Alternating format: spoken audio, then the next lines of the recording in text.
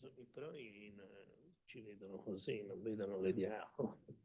Vedono le diapo. Ah, ok, mi scusi. No, grazie. Non mi ha spiegato, meno male, grazie. Thanks. Good morning. We are here for the third day on science diplomacy and Science Diplomacy Week in Padua. I am sorry, this is the fourth day. And we are here for another session this morning. It's a very pleasure to have with us and start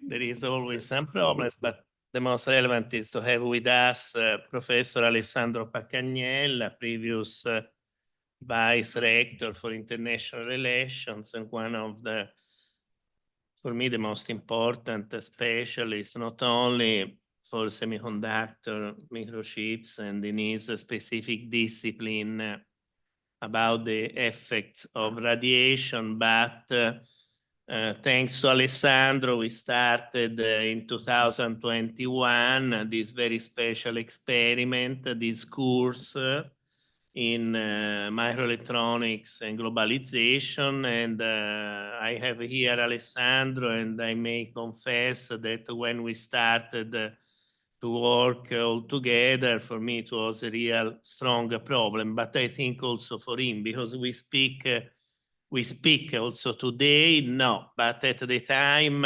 yes, different languages coming from different disciplines, but which was the very nice contact point, the idea to bring, for me, science and technology in the history of international relations, and for him, to bring international relations in the reflection on semiconductor, and particularly in the engineering establishment, no? And I think this is when also I was the last week in this very special assembly in Reykjavik, Arctic Circle. Somebody asked us which is the formula to work better between scientists and political scientists, no? And the idea is that we must to be convinced to speak each other, and it's not always this the case. And in this case, in our course, I think the course started for political science students, for engineering students, and now also for law.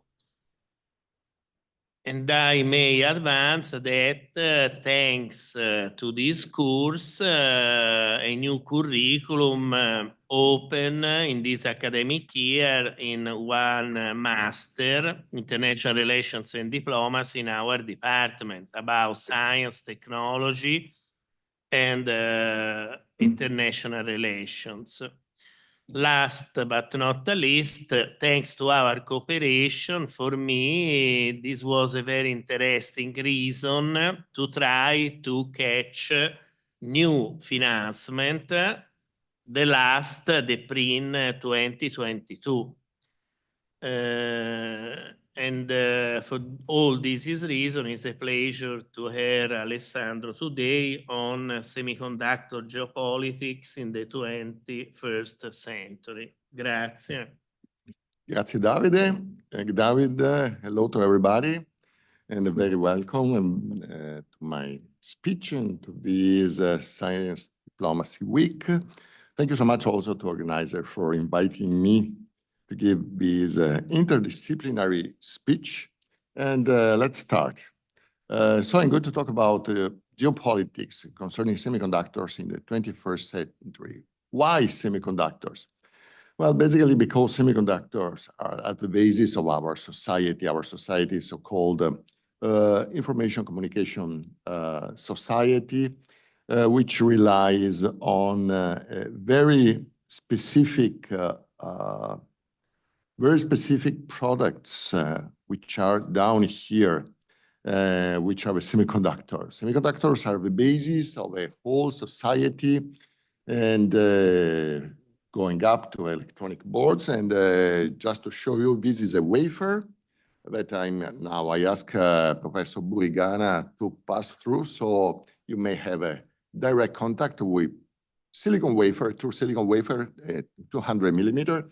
And this is after a wafer, the electronic boards, as this one. Here you can see an ARM microprocessor, which is very powerful. And I ask David, please, to circulate this device so you have a direct touch, a physical touch with these devices, which are the basis of this upside down pyramid of our society. After electronic board, you can see standalone electronics and then embedded electronics, and up there, industrial equipment, aerospace, defense, security, automotive industry, and then all the market service providers concerning internet, telecom operators, IT, cloud, and so on.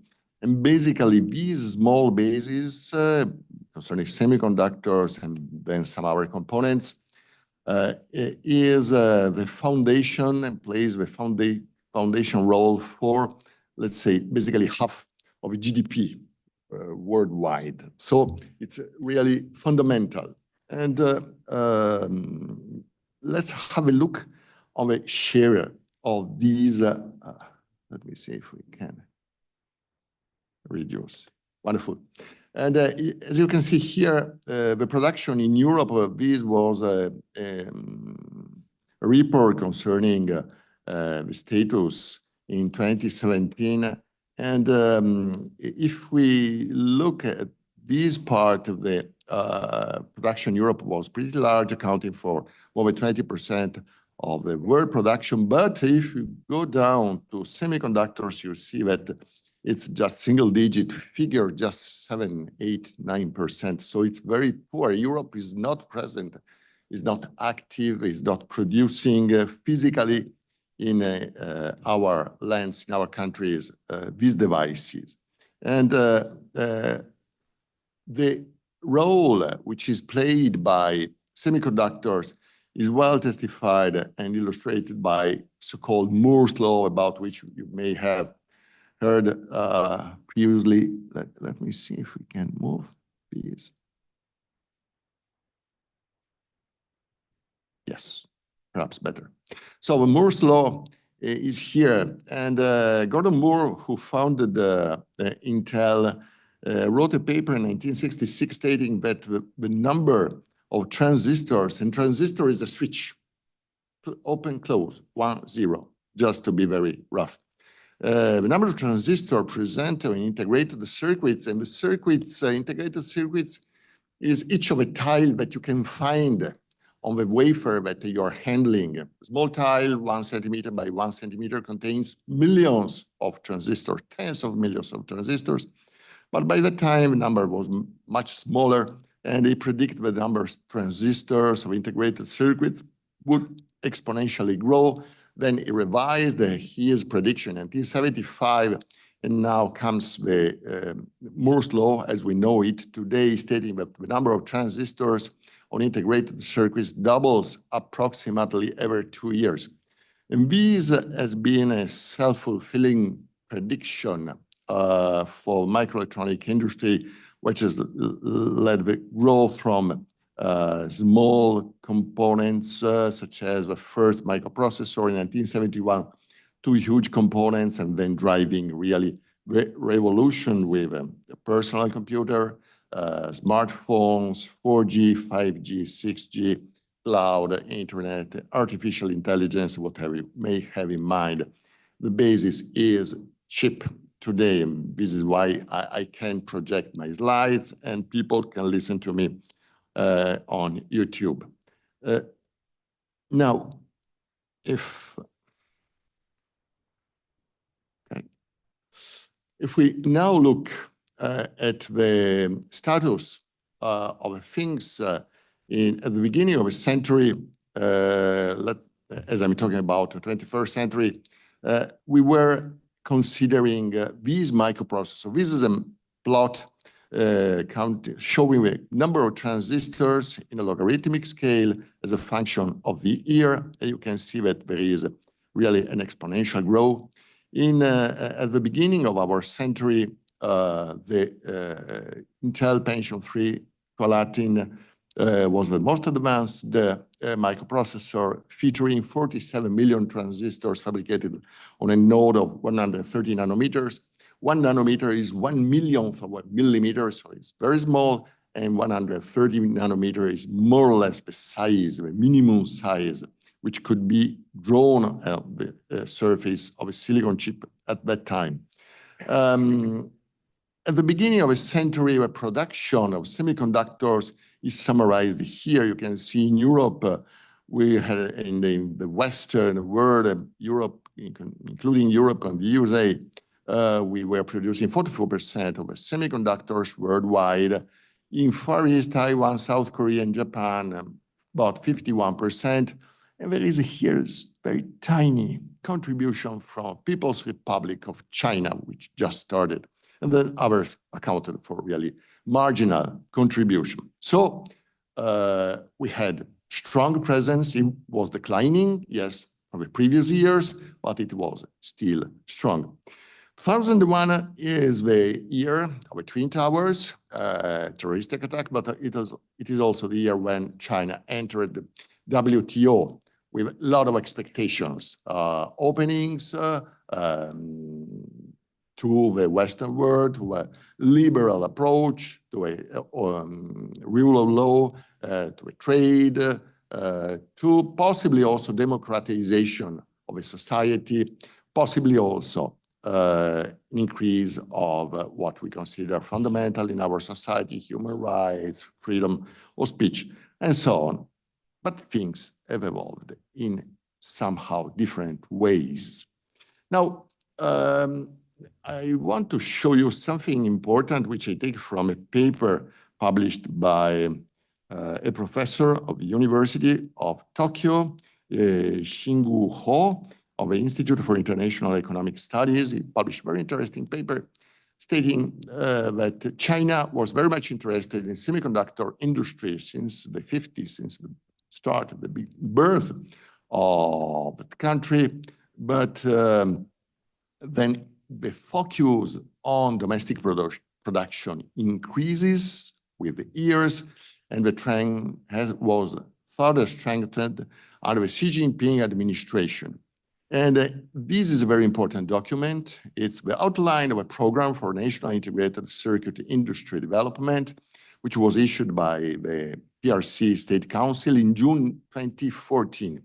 And it is very important because it's a political statement, very strong, very heavy, and saying that the IC industry, the integrated circuit industry, the semiconductor industry, is at the core of the IT industry and is a strategic, fundamental, leading industry that supports economic and social development, national security. So economy, society, and security. But a strong dependence on imported ICs is a risk to the competitiveness of an industry and information security. Again, industry security. And this has been very strong approach from the political viewpoint, which took place just 10 years ago under Xi Jinping. And this has forced and helped a strong evolution, as we see here. We are now in 2024. There has been a continuous growth of a number of transistors in a single chip, in a single die, in a single piece of silicon. And now the chip with microprocessor with the highest number of transistors is the Apple M2 Ultra. It's a dual die, so actually it's two pieces of silicon with 134 billions of transistors with a node of 5 nanometers. I'm not going into detail to say what this means, but please look at this figure. In 20 years or so, we went from 47 millions to 134 billions, which means 1,000 more, which means much more power, much more computation capability, much more memory available. And this extraordinary evolution took place also thanks to this company, Taiwan Semiconductor Manufacturing Company, which is a name that we may have heard and that we'll find also in the next slides. Now let's come to these days. Let's have a look how production of semiconductors is now distributed in the world.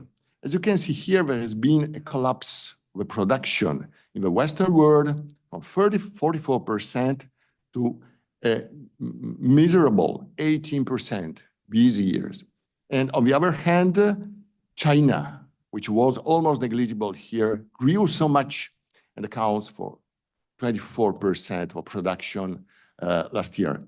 And this means that 75% of the production of semiconductors, which are vital, which are fundamental for our society, 75% of the production is done here in East Asia, which means China, Taiwan, which is not considered as an independent country by PRC, South Korea, and Japan. Then there is another player, which is negligible from a viewpoint of semiconductor, which is North Korea, but is not so negligible from a political viewpoint than Mongolia. But basically, these four countries control the production of semiconductors, and Taiwan is the country where the most advanced chips are produced.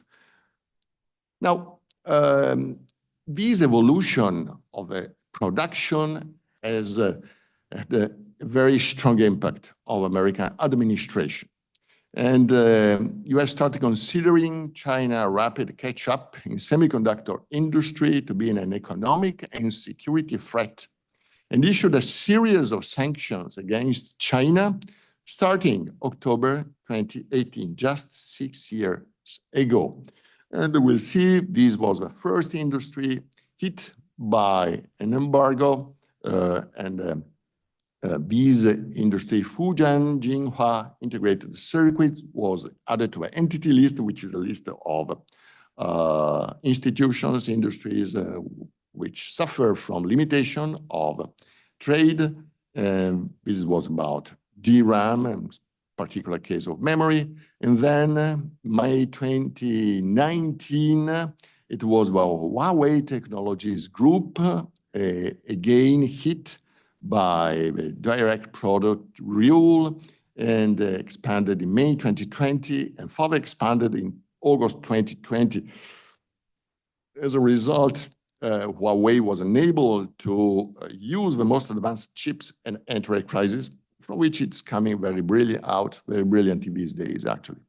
And then another industry that you may have heard of is the Semiconductor Manufacturing International Corporation, SMIC, which is the most important semiconductor company in China, and it was hit being added to the entity list in December 2020, and it was put on embargo to export the most advanced photolithographic machine. This means that we are now in the middle of a war, which is the chip war, about which you may have also heard. Some books have been published and papers, and here is a collection of articles appeared also recently on the press and on the media. A war between the Western world, which means USA and allies, and China and allies, including Russia, North Korea, and now other countries, as we have seen in Kazan these days with a BRICS meeting that took place under the aegis of Vladimir Putin and Xi Jinping. Now, then in 2020, something struck our world, which was a crisis due to COVID-19, terrible, tragic event But this led to a crisis of the automotive sector in Europe, which is so important for our industries and for our countries. And actually, there was a crisis because automotive foundries were unable to get the chips we need for. When we buy a car these days, the car is filled of chip, not to say about electric cars, but also internal combustion engine cars have a lot of chip, tens, hundreds of chips. In some cases, very cheap chips were missing, and we had to wait months, several months or quarters, semesters, because they were not available, and it was not possible to build the car. Crisis, loss of billions of euros, and eventually the European Commission woke up after a period of stagnation. On September 15, 2021, Thierry Breton, who has been Commissioner for Internal Market for European Union since 2019, and now he has left with some, well, not friendly, let's say. He stated that semiconductors are the center of strong geostrategic interest and at the core of a global technological race. And superpowers are keen to secure the supply of the most advanced chips, as they are well aware that it will condition their capacity to act militarily, economically, industrially, and drive digital transformation. This approach, with the American approach, has driven the birth of some new approach and new words such as friendshoring, decoupling, de-risking, driving back some semiconductor industries from Far East into Western countries. And to do this, the European Chips Act was announced on February 8, 2022, accounting in principle for 43 billion euros. And similarly, the United States, under Biden administration, issued the Creating Helpful Incentives to Produce Semiconductors for America, Chips for America Act, in the same year for about $52 billion plus private investment. Also, China is investing and has been investing a lot of money, a lot of billions over the years, and will do the same in the future because semiconductors are strategic for our society. After more than 1 year, the Commission found eventually that there was a political agreement between the European Parliament and the EU member states. So eventually, this Chips Act was approved. And there are 5 big missions in the Chips Act. And what I'm focusing on is put in place number 3, which is put in place a framework to increase production capacity to 20% of the global market by 2030. Remember, we're around 70-80%, so we have to double, more than double our capacity in terms of production in Europe. But the market is growing. This is the evolution of the market. Okay, let's see. This way.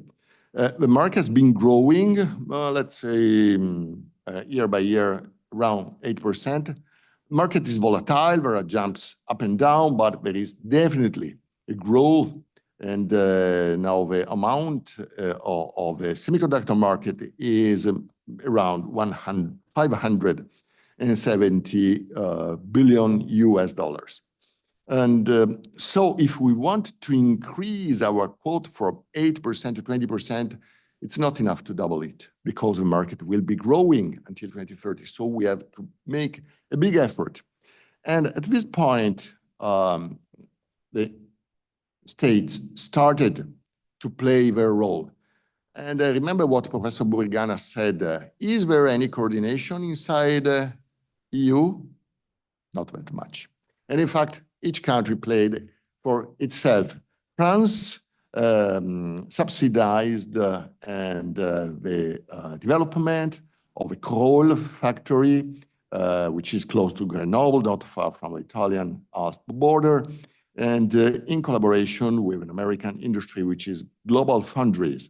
And then also Germany put a lot of money. They were able to attract the TSMC chip plant, which now becomes ESMC, European Semiconductor Manufacturing Company, in former Eastern Germany, DDR. And there is an interesting statement saying that domestic semiconductor industry is fundamental for the German car industry to remain globally competitive. We'll see, because German car industry is suffering a big crisis these days. And this is just something which happened last year. And then last year, there was also an announcement about a big investment with Intel to build a foundry again in Saxony Silicon in the former DDR with an investment of 30 billion euros. Please take into account that just to build a single foundry, state-of-the-art for silicon these days costs something around 15 billion euros, which is quite an investment. And the support by the German government should be around 30% of this total investment. There were, however, critical voices standing up, saying that this choice of Intel was not so brilliant. And for instance, you may find this in Politico last year for this gentleman, Hermann Hauser, said Intel does not have a technology, and we need to do it with TSMC and Samsung. And another very prepared researcher, Jan-Peter Kleinhaus from Stiftung Neue Verantwortung, stated Intel Fab does not make Europe more independent. It does not lead to more security, and supply does not lead to more competitiveness. Also, Italy moved, and we tried to attract Intel, but we failed, and a fab or Intel decided last year, June last year, to move to Wrocław, Breslau, in Poland, not far from the German border. And this was greeted as a very important investment, stating that it was the most important international investment in Poland ever occurred. If it will happen, and we do not know, because Intel is suffering a big crisis. As you know, from the beginning of the year, Intel has lost about 150% of its stock value. And in August, there was a big announcement to plan to cut jobs very substantially, about 15,000 jobs, to resize and refocus business. And this crisis of this big firm, which has been for many years the leading foundry, the leading semiconductor industry, is also impacting Europe. And last month, there was a statement by Pat Gelsinger, who is the CEO of Intel, stating that Intel is going to delay Germany investments in Germany and Poland for at least 2 years. And we'll see if these will be maintained in terms of just 2 years or if it will become 2 years plus. We don't know, and we'll see. Now, there is a fundamental role which is played by politics. We have seen what has been the role in China with a strong statement from the State Council, big investments, big decision to run China as a leading production site for semiconductors. And some reflections came out, for instance, this from Atlantic Council a couple of years ago, stating that US dependence on Asian-produced semiconductors is a national security issue, as seen from Biden administrative viewpoint. And there were a lot of questions that I just tried to summarize very briefly. And one was, will the policy response, especially the diplomatic dimension, go far enough in the face of strategic competition with China? And one choice was just to encourage Taiwanese and South Korean companies to expand their plans to build factories in the US and bring their own suppliers along. So reshoring, move factories from Far East to the United States. This was not greeted, of course, with enthusiasm from European viewpoint. And there were some critics, for instance, these gentlemen, Julia Hess and Peter Kleinhaus, who wrote a paper last year stating that one cannot simply reshore the global semiconductor supply chain. It's a very globalized supply chain. So it's important to develop strategic cooperation through technology partnerships, which is what Europe and United States have done. For instance, you can see here a number of technological cooperation programs between United States and India and Taiwan, but also Europe with India, with Japan, with Republic of Korea, with Singapore. The international dimension is fundamental to drive evolution of these industries these days. And let me go to the last lines of the presentation by Julia Hess and the co-author, stating that for the US, one key motivating factor for cooperation with semiconductor value chain is geographic diversification away from China. And again, we see to friendly shoring these devices. However, we cannot neglect the fact that geoeconomic measures have to move in parallel to develop a technology ecosystem relevant for foreign relations and trade. Other voices have been critical of American approach. This was a former minister of a South Korean government stating and questioning, has the United States approach to this globalization industry, semiconductor industry, succeeded in the 3 decades following the collapse of the Soviet Union? And one point was the United States excessively fixated on promoting democracy by force and expanding liberal economic practice abroad during this period. And this has neglected some interest of other countries.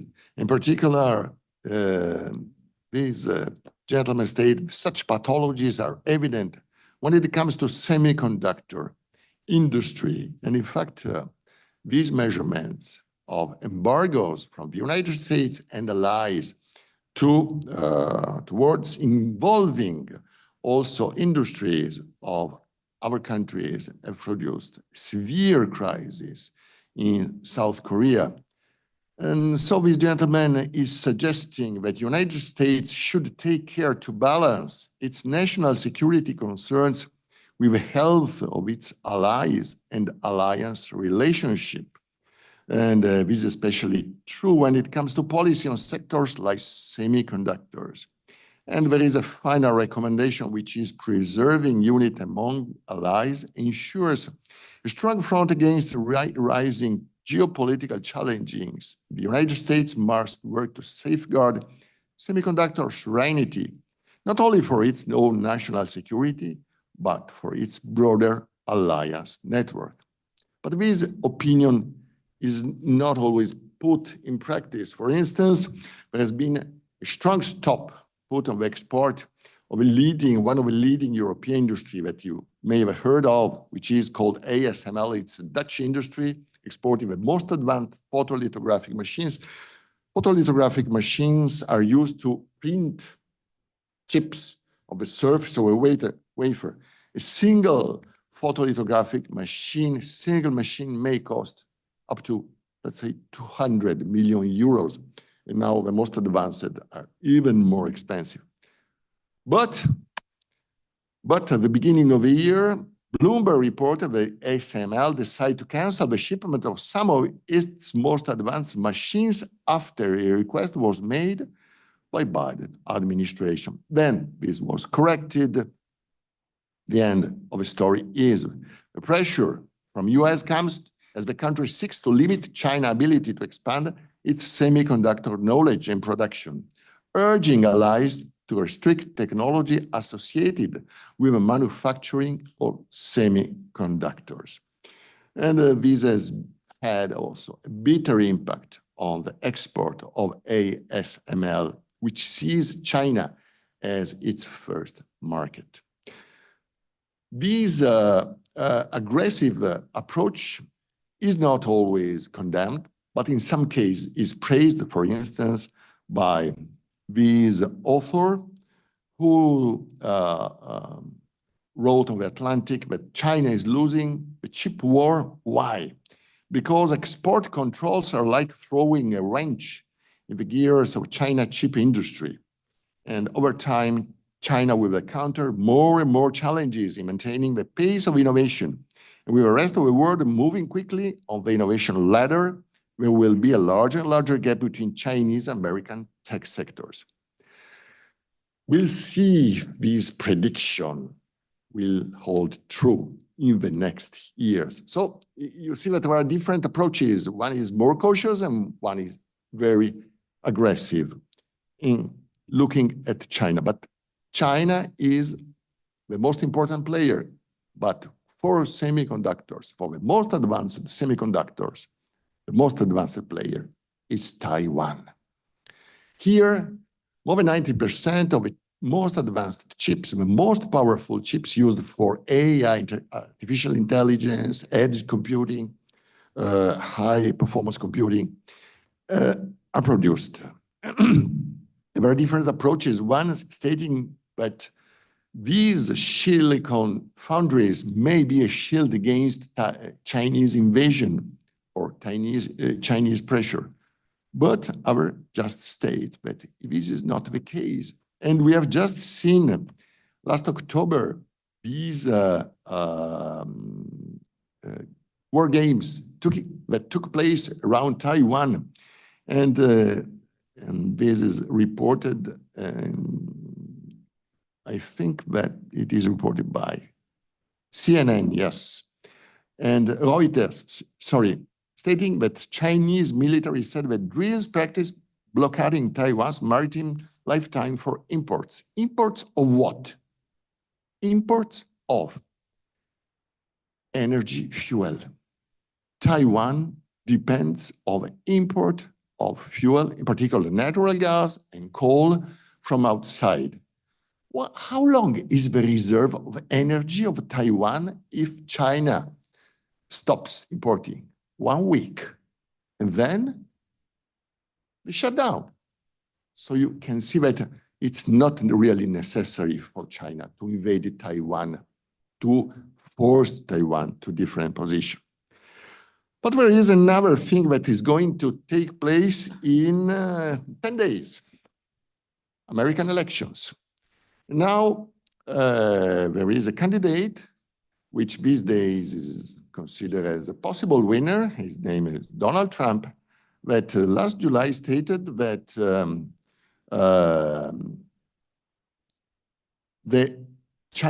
Taiwan has taken almost 100% of the industry for United States. We should have never let that happen. And he also added that Taiwan should pay us for defense. You know, we're no different but an insurance company. Taiwan doesn't give us anything. And he suggested that the US would have difficulty defending the island because its distance, stating that Taiwan is 9,500 miles away from the US, but it is 68 miles away from China. Of course, after November 5th, we may see a strong change in the position of the US government towards China and to defend Taiwan.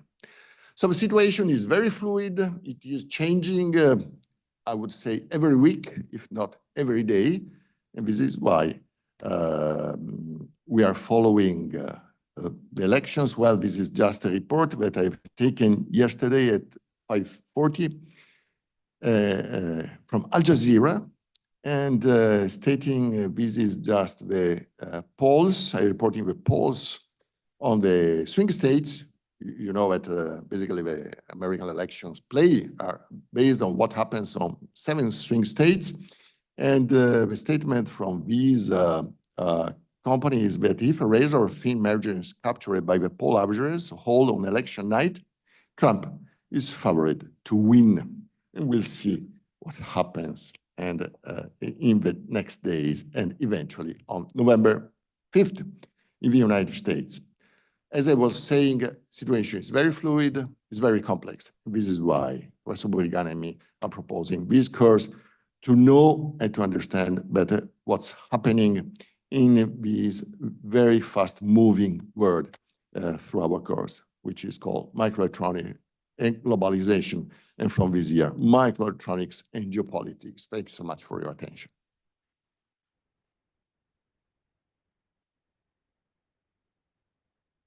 Thanks very much, Alessandro. And do you have any question, remark, comment?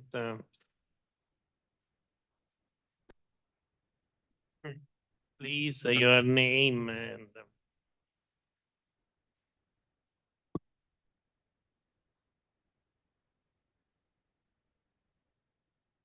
Thank you very much for your contribution. Alessio Rocci from Brussels University. I know that you have some personal experience about working in this very different, difficult context. So I would like you to share with us. And in particular, I would like you to add, if you, from your perspective, see some possibility for a bottom-up approach from scientists to enforce or to help, again, to increase the effectiveness of the agreement that you show us between EU and China and other countries in the everyday work life for someone. And then I have a second question, because yesterday we were speaking with a colleague who was very much involved with the environment and the history and what is connected, and we were speaking about how astonishing is this effectiveness that we have with electrical cars and the market involved, but you clearly showed how complicated it is and how to the connection between electric car and chips and so on. I don't know if there is any comment that you make on this aspect in general, so the mix between geopolitics, environment, and so on. Thank you. Yes, thanks so much for your questions. It would take a long time to answer, but I'll try to be as brief as possible. About the first one, bottom-up approach. Yes, we try to keep alive a dialogue between scientists and researchers in the field, even though it is not always easy. In particular, because it's more and more difficult, it becomes more and more difficult to exchange informations and data and chips, because they are becoming a matter of security. So the dialogue has never stopped and will go ahead. This is good, the exchange, students. On the other hand, we are strongly influenced by political decisions. So chips are part of a war which is running between the two fronts these days. And remembering what Professor Ruffini told a couple of days ago, we are part of a diplomatic, of a political strategy. And it's not so easy to influence decisions, in particular when they are taken at a high level, American administration. Considering electricity and chips, let me extend a little bit your issue and your question, which is there any alternative source to fossil fuel? Yes. There's nuclear and solar. What is solar? Solar means that we are using silicon. Silicon solar cells, basically. And we're producing a lot of electricity this way. So it's a very efficient way to replace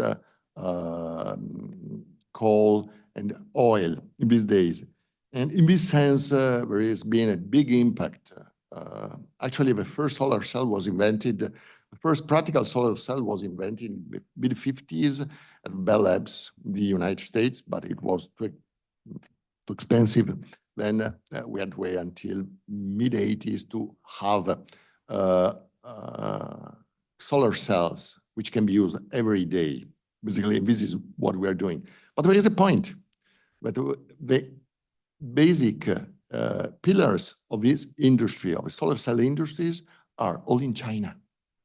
We have left China to become dominant for a variety of reasons, and social reason, political reason. Cost, first of all, they are cheaper. So we take advantage of the fact that they can produce at very low cost, but this means that we are very strongly linked to China. For this, and what about batteries, electric cars? The same. China is the leading country for production of batteries. And this means that we are trying to revert this situation, developing the capability of building batteries and solar cells, but we have also to face the fact that these will cost us more. So it's a trade-off between political dependence from one country and the advantage of paying less.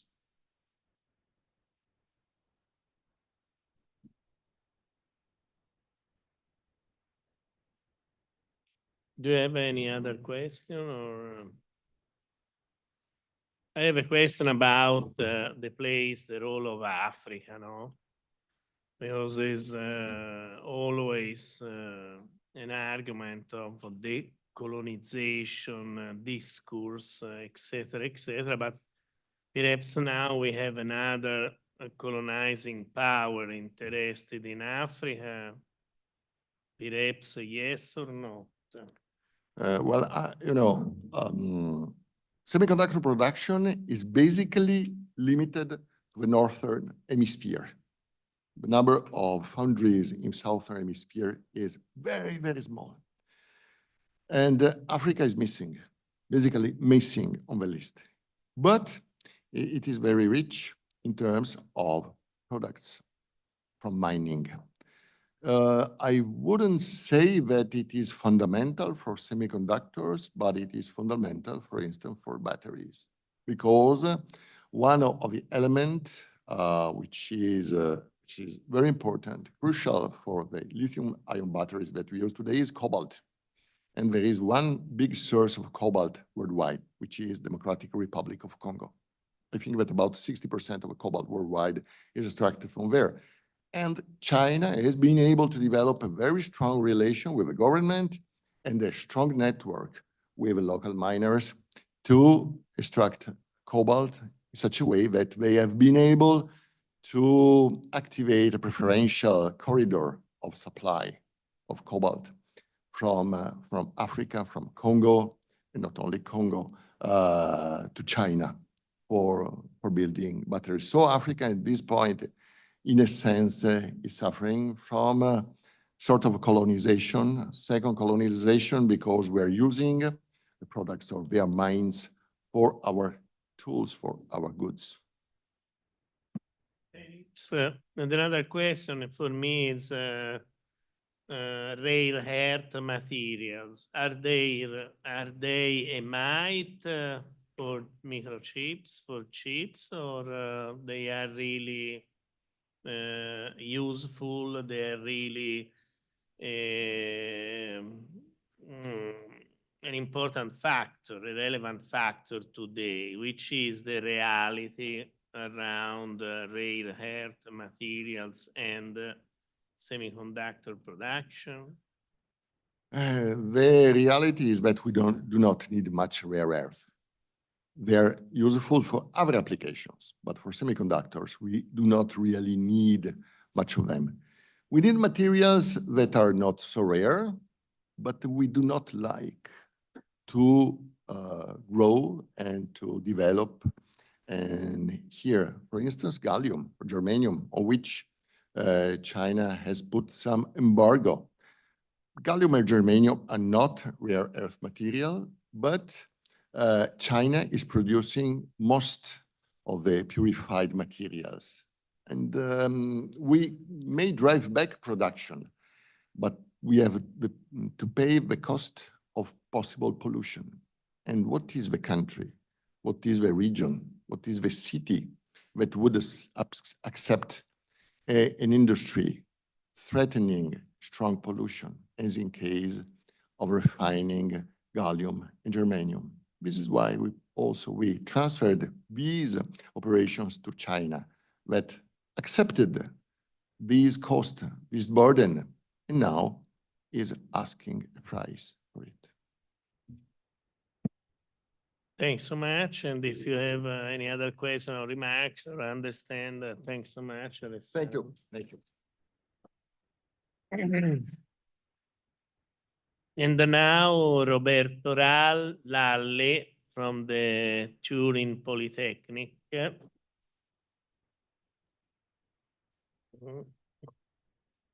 will try. Thanks. We have only a problem for this, but perhaps in The logos. Okay. Thanks so much. It's a pleasure because for me it's the first time that I met in person Roberto Lalli. Roberto Lalli is an historian, a contemporary history of the archaeological system. No, Yeah, I mean, no, you are, no, I am joking. I'm sorry. This is my, no, he's an historian of physics. And also launch a new PRIN 22 as principal investigator on ITER. Yeah. But for us it's also important because our colleague Giulia Bentivoglio, he is the chief of unity for Padua. For me, it's very interesting because this is a real example of interchange between history of physics, sometimes too much closed in their laboratory. I will be a little provocative, but lovely provocative. Julia is another example. Sometimes our historians of international relations are captured by our library about only the political side of the story. But it's very nice for me because Julia participated in the ExPoST project in 2015 with a very special research contract. And this was the opportunity for her to write a very nice article about UK technological gap and stay in touch for the first time with Barcelona network, no? Yeah. And but you are also the general secretary of European Society for the History of Science. Okay, thanks. And the author, one of the author of a edited book about science diplomacy. Yeah, I'm working on the history of International Union of Pure and Applied Physics, and it's an edited volume which is just be published by Oxford University Press, and we tried to analyze this International Union as a science diplomacy agents, basically. So there are a lot of articles about how this might be interpreted as a science diplomacy organization with certain aspects. And for us, it's a very pleasure and very good opportunity to have you here with us. Thanks so much, and you have the floor. Thank you very much for the introduction. So you can see the logo of the project, which I'm obliged to show, and then I can cover everything because now you've seen them. Thank you very much for the invitation. I'm very excited to be here. What I'm going to do is to present basically the main concept of this project, which is supported by the PRIN PNRR 2022 program, which is a project about the European cooperation in nuclear fusion research, on fusion energy research from historical perspective from the mid-1950s to the signature of the agreement about the ITER project, but also includes a part about how this historical investigation might inform surveys about the public perception of future fusion energy production in European countries and possibly policy recommendation. Okay, so what is it? Fuse Europe is a multidisciplinary analysis on the history of techno-scientific cooperation in nuclear fusion energy research for Pacific uses, of course, in Europe, in relation to the process of European political integration. Again, from the mid-1950s to 2006. It's a multidisciplinary. It involves 4 units, which is quite a lot for a PRIM project, because I mean, they don't give much money. But so we have Politecnico University of Turin, University of Macerata, which is a purely historian of physics working there as the leader of the research unit, University of Padua, which has been presented by David, which is Giulia Bentivoglio, from the perspective of the history of international research, international relations, and also University of Milan with the philosopher of science working on social epistemology. So it's quite complicated integration of different perspectives. Now, let's talk of the main idea. Namely, there is the idea which has been explored, not in depth, but it's been explored by some historians of science and technology, like John Krieg or other historians of the contemporary period, like Barbara Curley, that the basically research on the fusion energy, on thermonuclear fusion energy was called, now they stopped to call it nuclear, we will discuss that in a moment. But the research on cooperation, on the research on thermonuclear fusion was central in the process of European integration. At least was quite important in the process of European economic political integration, especially if you look at the Euratom organization.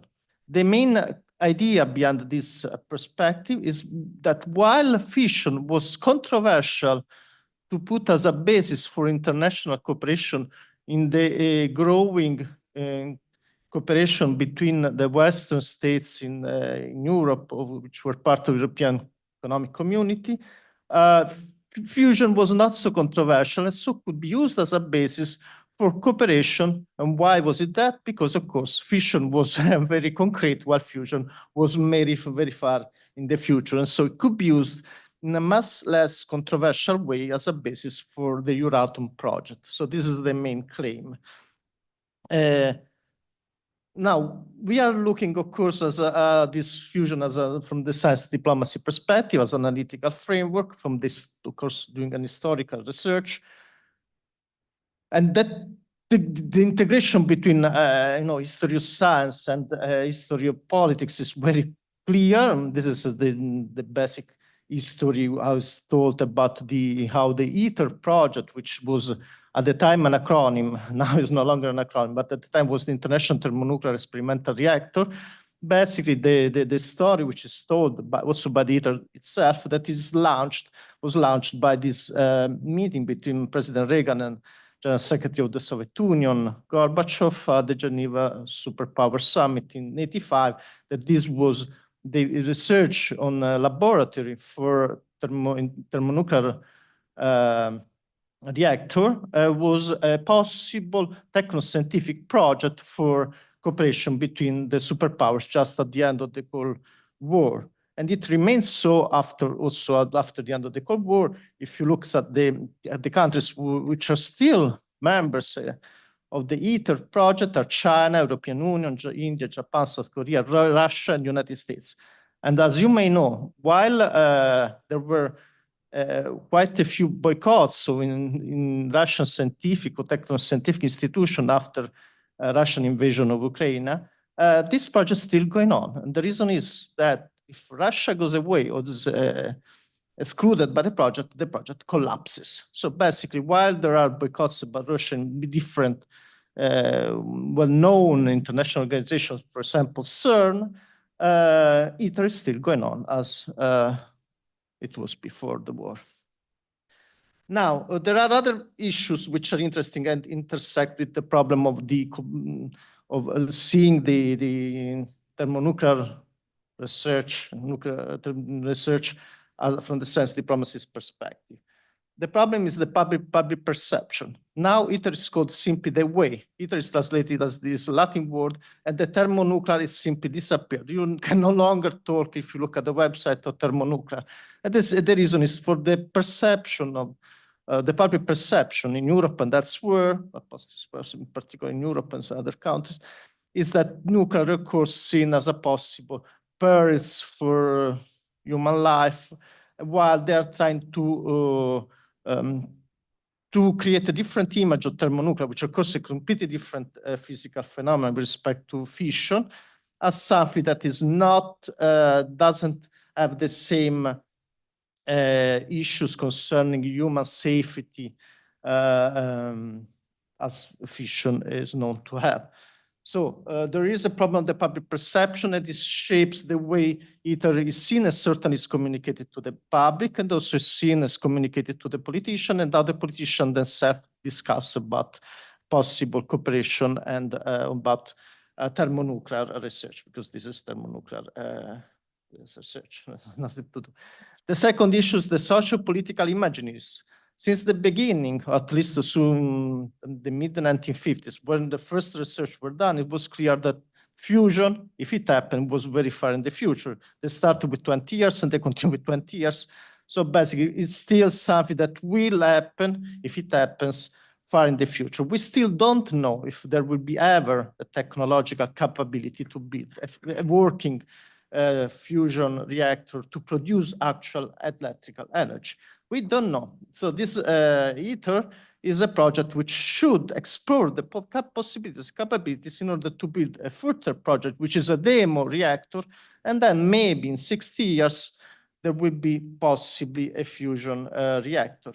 Again, it's something very much in the future. And so the concept of socio-technical imaginaries, which some of you may know, which was developed by a sociologist of science, Shelley Yasanov, is important to understand how the socio-technical way that they think people think about the future of the of technologies, how they interact with society, shaping entire agendas of research, which actually require a lot of funds and also investment in terms of political engagement of the various countries. Also, it's very important to understand that there are a lot of complications concerning the physics and the engineering part.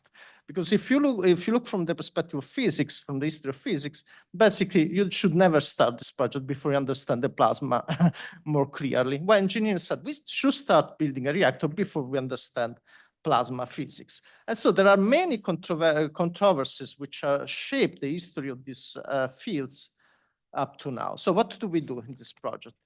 We are trying to follow 5 research objectives. The first one is creating some historical maps of the cooperation of actors, groups, and objects also. And we use, in particular in my group at the Polytechnic University, quantitative tools from social network analysis and also other statistical tools. So I'm personally an expert of the using network analysis for the history of science. I'm trying to apply these methods for the history of fusion research. So a basic cooperation as developing networks, in temporal developing networks. This is connected to qualitative methods of mapping, trying to map the research agenda. This is the first research objective, which is done together with an historian of physics. The second is done together with the University of Padua from the perspective of international history, international relations. Basically, how fusion energy research, what was the role of fusion energy research in foreign policies in major European states during the process, of course, European integration. This is done here by Giulia Bentivoglio. The third one is an integrated project of 3 of the 4 research units, identify the key moments of negotiations, so to investigate them more in deeply from the qualitative perspective, which involve the interplay of techno-scientific agendas and political agendas. Again, this is a cooperation between all research units. The fourth one is a social epistemological perspective, trying to see whether the change on networks are also impacted by how the scientists and the politicians involved in the cooperation activity thought about the role of the social, how the cooperation from the techno-scientific perspective should work. So basically it's a social epistemological investigation. And finally, all this should inform a survey on the public opinion of the possible alternative fusion cooperation designs in Europe to produce policy recommendations. This is done by a colleague of mine who is a political economist at the Polytechnic University. Now, I just present what the first part, which is the one I'm following, which is the quantitative analysis using network theory or network science to analyze the cooperation, the evolving cooperation in fusion energy research. So far, while we are building a database based on archival material, which is quite long and quite well detailed, so it will be analyzed afterwards after it's finished.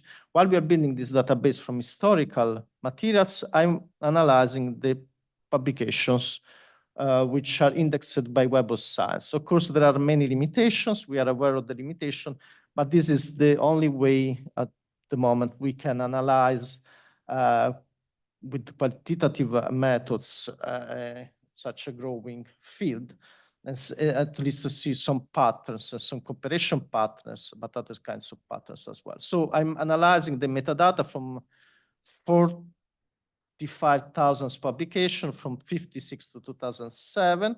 You see here the growth of the publication which are related to fusion energy research in Web of Science in the period of our analysis. Of course, you don't see anything before the 1950s, but for various reasons. But even before you see the publication, actual publication, we know that there were already programs working, and actually were also mentioned the first Atoms for Peace program, so much that the physicists and of course major element in the nuclear policies in India, Homi Bhabha, opened this conference stating that I venture to predict that a method will be found for liberating fusion energy in a controlled manner within the next 2 decades. And this is the kind of prevision I was talking about that basically was repeated again and again in the following years. But the history of publications on this field started after major players, political players in sense of countries, Soviet Union, the United States, and the UK, which were the ones who were more advanced, who were doing more research, or were doing actually some research on fusion energy, decided to declassify the field. And it was done with the major initiative at the second Conference on Peaceful Uses for Atomic Energy in Geneva in '58, when also they displayed some of the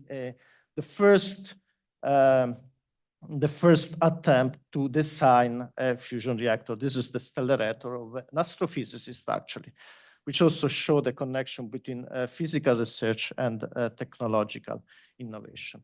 So publication is pretty clear. We have a growth, actually we have some science will start after the second Saturn for Peace conference, but we have a second moment, which is very clear in this growth of the field, which is the '68 conference of the International Atomic Energy Agency on Plasma Physics and Controlled Thermonuclear Fusion Research in Russia, where Lev Asimovich provided clear evidence that their device, the tokamak, Russian device for controlled fusion energy, produced a much better results than what was done in the UK and the US at the moment. And so this started, as you can see here, a growth of the field based on the common agreement, international common agreement, consensus, that the tokamak was the way to go to build a possible working fusion reactor. Now, this has become a little bit more complicated, so we are applying, sorry, there are a little bit of bells, but we'll try to continue. We applied a comparative method, a linear regression method, to see whether we can fit the growth in some sort of straight line. And we compared the development of the growth in fusion publication, the trends in Web of Science, with other trends always occurs in Web of Science, which is the total publication. And the second one is the physics publication and engineering publication. So you see the four different number of papers in this in fusion in these major areas. And what we can see,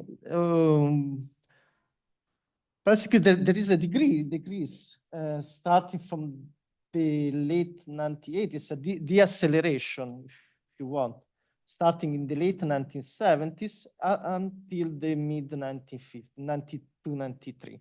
Then they started again to grow the field we are interested in, the fusion, with a major growth maybe starting from 2000.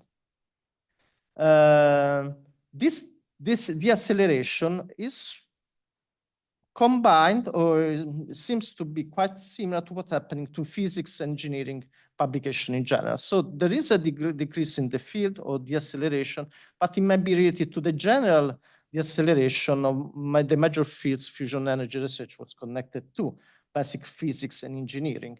But the growth after the 1990s seems to be a pretty relevant and particular one of the field itself.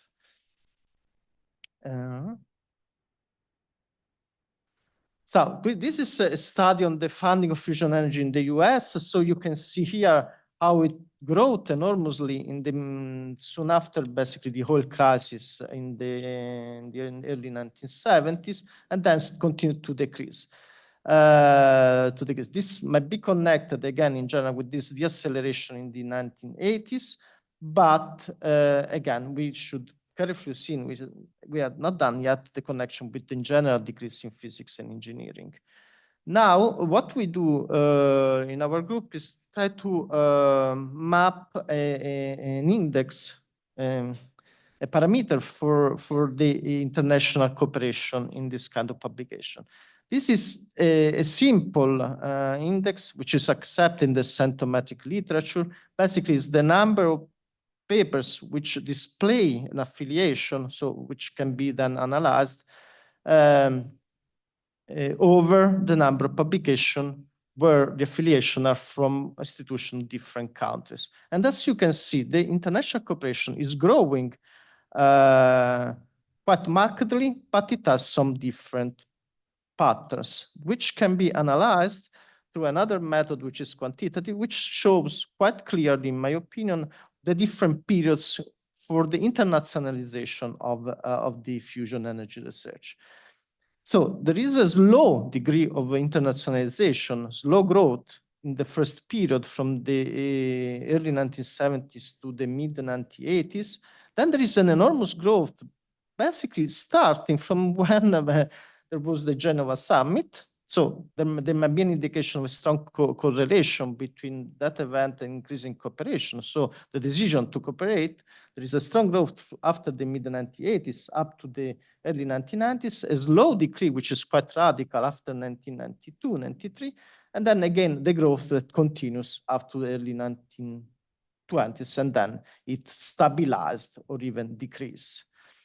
So these are the kind of patterns which should, with cooperation again with Julia, we should try to understand from the perspective of how the political relations have impacted on this kind of pattern. We can also see the different relevance in terms of number of publications of the different countries. We have put together all the countries which had an agreement within a European institutionalized system, which of course was the European Economic Community before 91, and then the European Union after it was established in the early 1990s. So all the countries which had a political agreement are in orange. They are called simply EU for simplicity. And you can see that at the beginning, the US dominated the field, at least the field which is published in the, which is possible to retrieve in Web of Science. But then the countries in the European Union, because it's after the early 1990s, grew quite substantially up to become the major player, if you wish, more than the United States in this, the publication. Okay, this is a comparison of the different levels of internationalization of different countries. We don't, oh, okay, sorry. There was a switch. I will discuss this. So, one important point is to understand how, which is the question we are trying to address, how being together in a sort of European economic community, in a cooperation system which is organized in agreement, so being part of a European integration political system, impacted on the way in which these countries which were within the system were cooperating, of course, in quantitative terms. So what we did is to compare for different countries, more than the ones you see here, the intra-European, again, European Community or EU cooperation index, namely the number of publications in which they cooperated together, with the cooperation with other countries. And then you can see something which is interesting, namely that the cooperation within European countries was certainly inferior to the cooperation of extra-European countries for a period, but there was a substantial growth, a significant growth from the early 1990s onward, up to a point where some countries were, the cooperation within European countries was even superior in the early part of the 2000s with respect to cooperation with countries which were not part of the European system. And also this has been confirmed with another statistical method, which is called the historical regression method applied to historical data. According to, there is a statistical significance then being part of the European Union at this point, because all of them were became significant only after the European Union was established. Being part of the European Union became significant from that year onward, for all the years after the one is you can see in the slide, from different years, but after 1991. This is for France, Italy, England. Then I explain why it's not okay if you wish later, it's a technical problem. Germany, much later, as you can see, Germany maintain a much stronger cooperation with non-European countries with respect to others. The growth of intra-European for Germany is much slower than the others for what concerns this kind of research. And then we also mapped in a more classical way, namely the countries, what happened in different periods. This is the most classical visualization on network of countries which are connected by being connected by national institutional research or technological institutions that cooperate. And then you can see that the United States clearly dominated the international system. Basically, all countries in the cooperation system were connected to the United States, including the Soviet Union. While the connection between European countries, in the sense European community countries, at the time were much less stronger than the connection between these countries and the United States. You see in the slides, the light blue were countries not in the European system, Western European system, and then EU, and while in green, the European countries. And this changed slowly but steadily and changed radically after 1991. The network is much more connected. All the network, including China, Soviet Union, and then Russia, in this kind of network. The United States still maintain a role, but the connection between European countries are much stronger. And in fact, you can see, especially in the early 2000s, that there is a strong European community integration system in this kind of research, or cooperating effectively on some kind of research related to publication of fusion research. So a very preliminary conclusion, all this has to be integrated with the work done here at the University of Padua and work on the qualitative side done at the University of Macerata. So this is mostly the first maps I can talk about, but we can draw some preliminary conclusion, namely that political integration support this idea. I mean, this analysis support the idea that political integration process had an impact on the patterns of cooperation of European countries, but that this happened only after the European Union was established.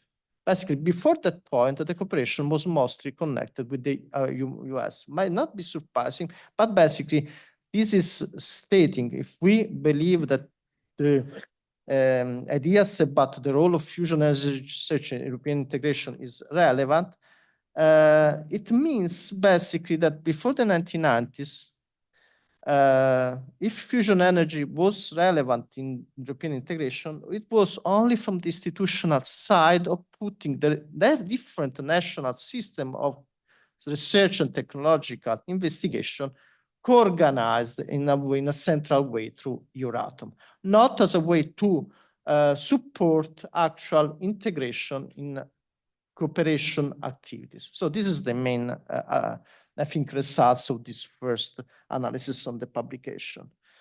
Only after the EU, probably related to some specific programs, which we have still to identify, this integration at the level of the political system had an impact on the cooperation between European countries, not before the 1991s. Okay, I think that's all for you. Thanks a lot for the attention. Okay, now do you have any questions, remarks, comments?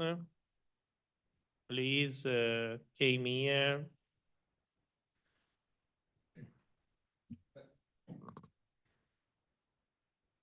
Thanks so much also this example of interconnection between different methodology, no, for the history. Yeah, we have to see if it works. I have a very basic question on your very last sentence in your last slide. Sorry, I will. I'm sorry, where you stated that cooperation was primarily institutional rather than techno-scientific. If you could please clarify that. No, I mean that it didn't impact on the cooperation on groups, European groups in different European institutions that published together. Okay.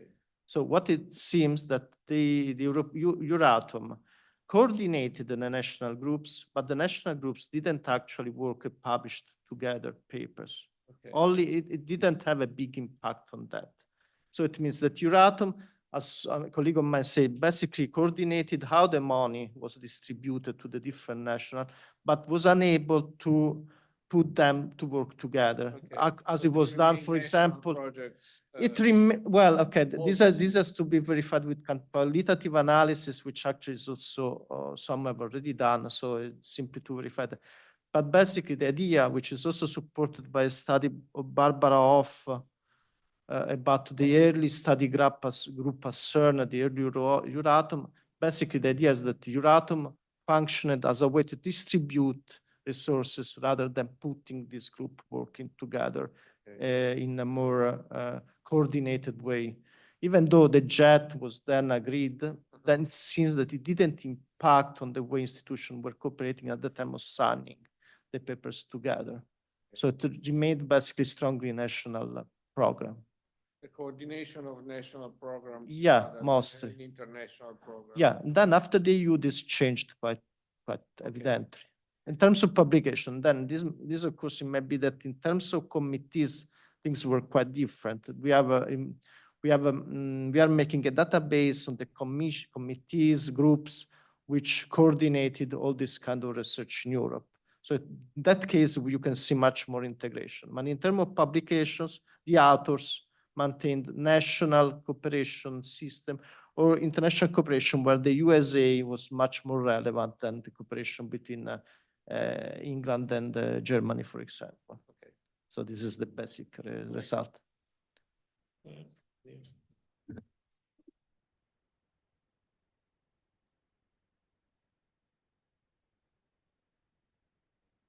Thank you very much for the talk. I have a remark and a couple of questions. Well, I will start with the remark on the conclusion on the growth that you found.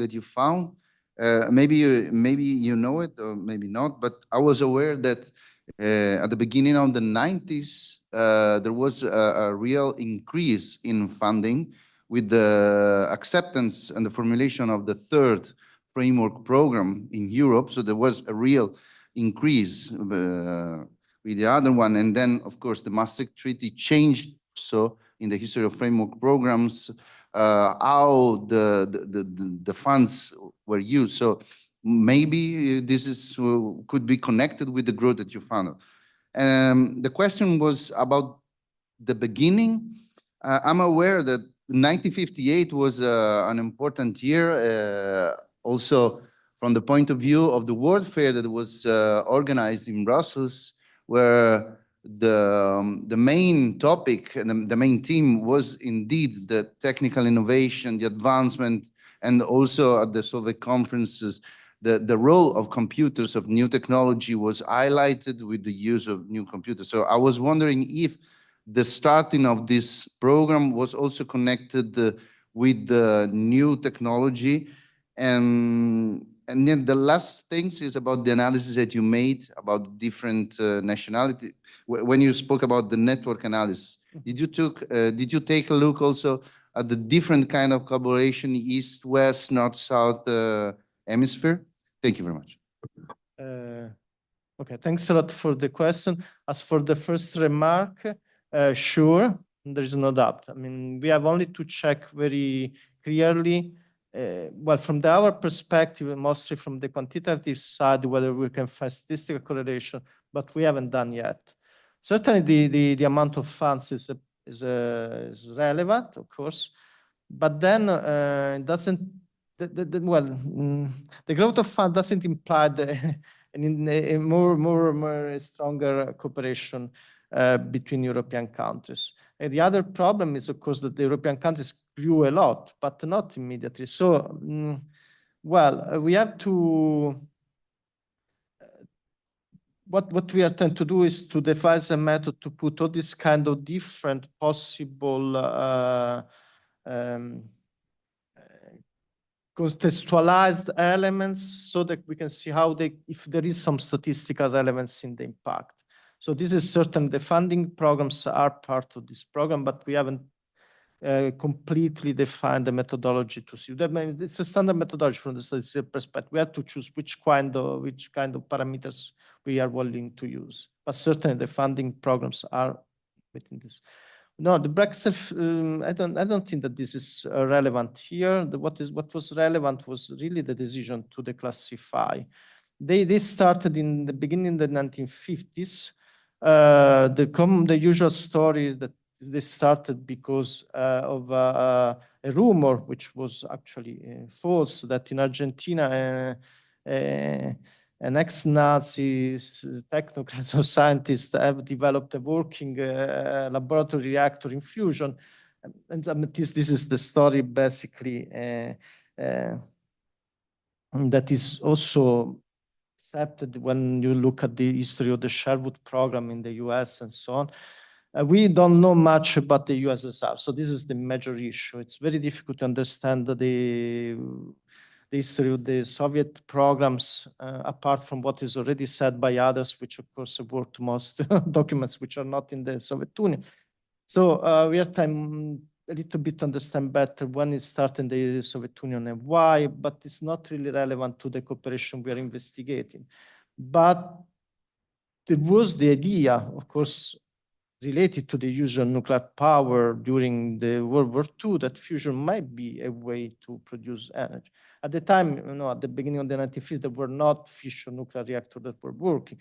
There were not even a thermonuclear bomb that was already tested. So there was research going on. But basically, this research started even before the first thermonuclear weapon were successfully tested. Because there was this kind of mostly technical vision that it might be a way to produce energy not much more complicated than fission. Then, of course, things changed quite rapidly about the perspective of this. But it was really about the vision. Can you remind me the last point? There are tendencies in your analysis in the collaboration, East, West. Of course, this is it's not, but yeah, we are looking at, for example, there is, of course, a general agreement that Germany at a certain point became quite relevant for cooperation with Eastern Europe, and we're investigating that. But here it doesn't really happen. And the same, the South basically doesn't exist up to a certain point. The South, it doesn't exist in fusion energy. There's no technical capability, no investment. Of course, there is no. There is China instead, which is quite interesting because it became a quite important part in the cooperation system and very connected to the USSR. Yes, and it's not very surprising because, of course, after the thaw in the relationship in the early 1970s, the USSR and China cooperated quite strongly. But again, when you look at the network, it appears that China is quite strong and remains quite strong up to the 2000s. Okay, we have a last question. Well, sorry, just to strong, I mean the role in the network as a node in the cooperation system. Then not the research which is done. Then no judgment at all in this analysis about what kind of research is done so far. This is simply the map of cooperation. Thank you.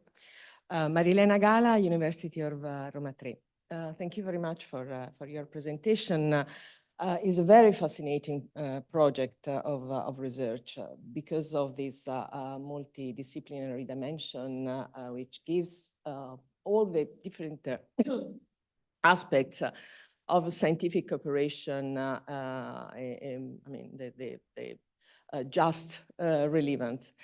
My question, which I don't know if you can respond actually, is more about the qualitative analysis of this data about cooperation. What are you really aiming at in trying to understand what is the qualitative level of this scientific cooperation? The level, the relevance of the scientific research itself, or the capability of the epistemic community to develop some sort of European identity as a scientific community?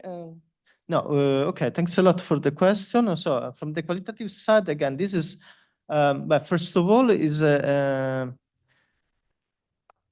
the way the project is designed is a result of, again, different approaches that should be put together. So, but the basic idea is to understand the political role of fusion energy research in European integration, not from the point of view of the imagine of the same community or the ideal community which is done in other work. I don't think we can do that, but simply the specific role, the kind of role that it played from political integration, trying to address the claims which have been done in the literature, which I showed by John Krieger and Barbara Curry, that it played a significant role. This has been done with the historical analysis. Actually, John Krieger launched this idea, but never put forward in a clear study. I invited him to come here to workshop. This is actually information which is important. We will have a workshop here in Padua, 20 June 2025. If anybody is interested, of course, you are very much invited. David, I think, will come, possibly also Professor Nuti, and as a commentator. But John Krieger said, well, no, I haven't done anything more. And Barbara Curry stopped the late 1970s. So we don't know anything about what happened afterwards. And even these claims about the early period might be contested because are based on documents, but we don't know effectively what these fusion programs did to strengthen the cooperation. But in order to do that, again, we need the political side, but how the project is designed should come from Padua. So Giulia is not here, unfortunately, so I couldn't put the other.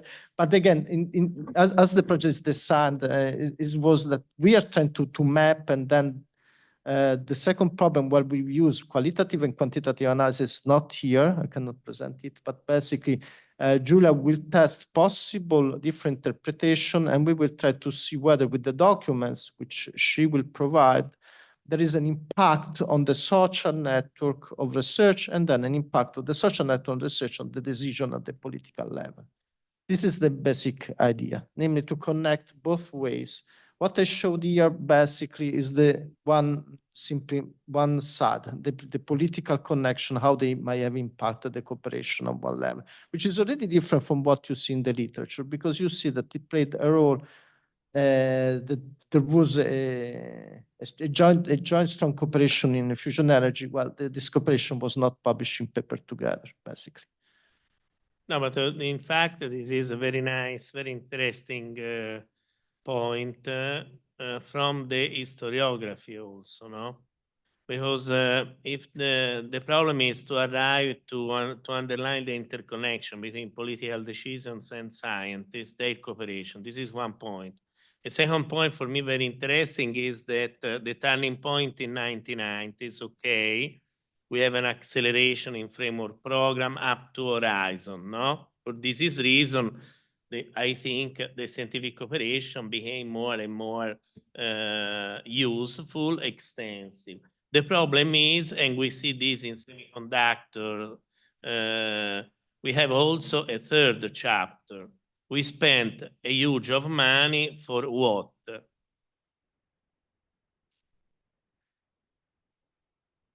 I don't, I was sleeping, but no. No. No, but don't in my opinion, this is another chapter, no? And there, this is a very nice research.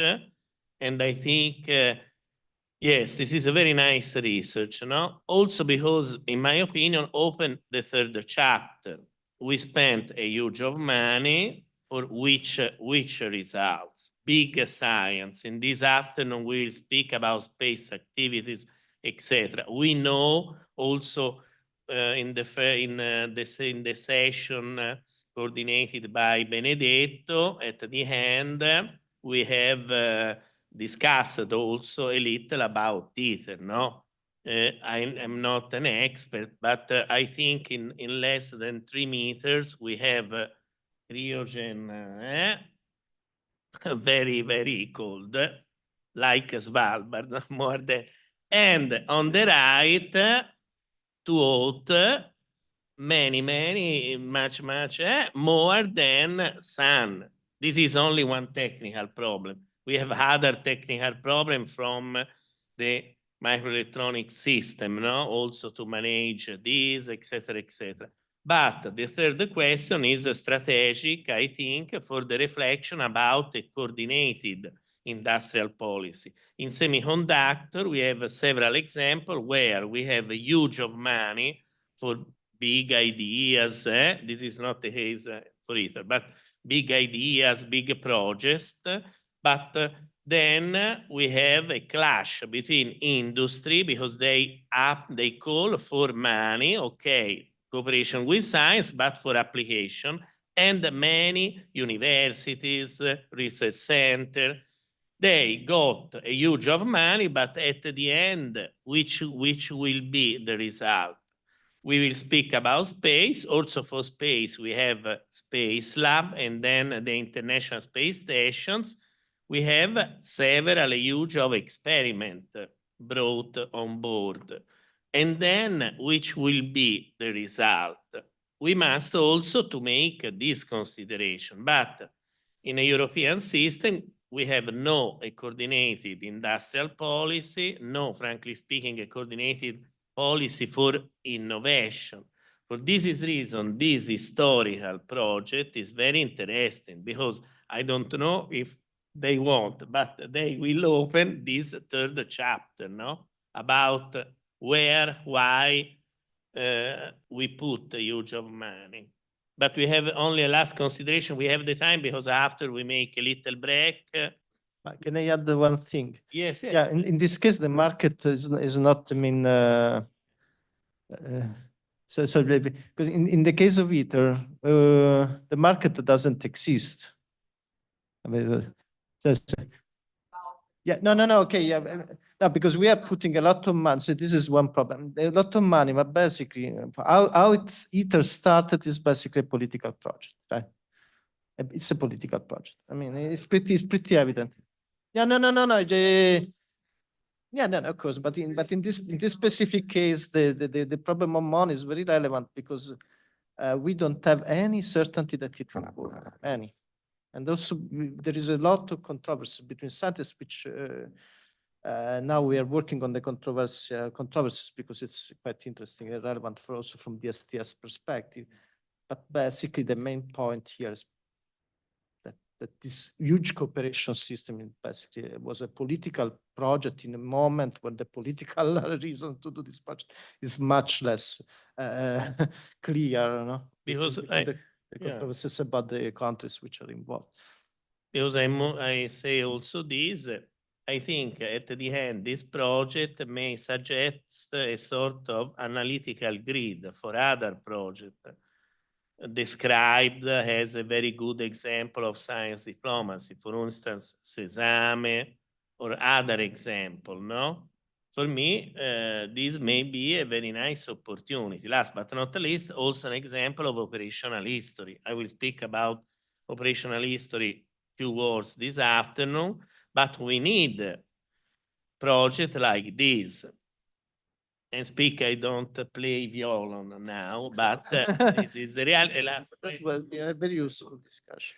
No, very quickly, if I may, and let me stress I'm a scientist, a physicist, and not an historian by any stretch.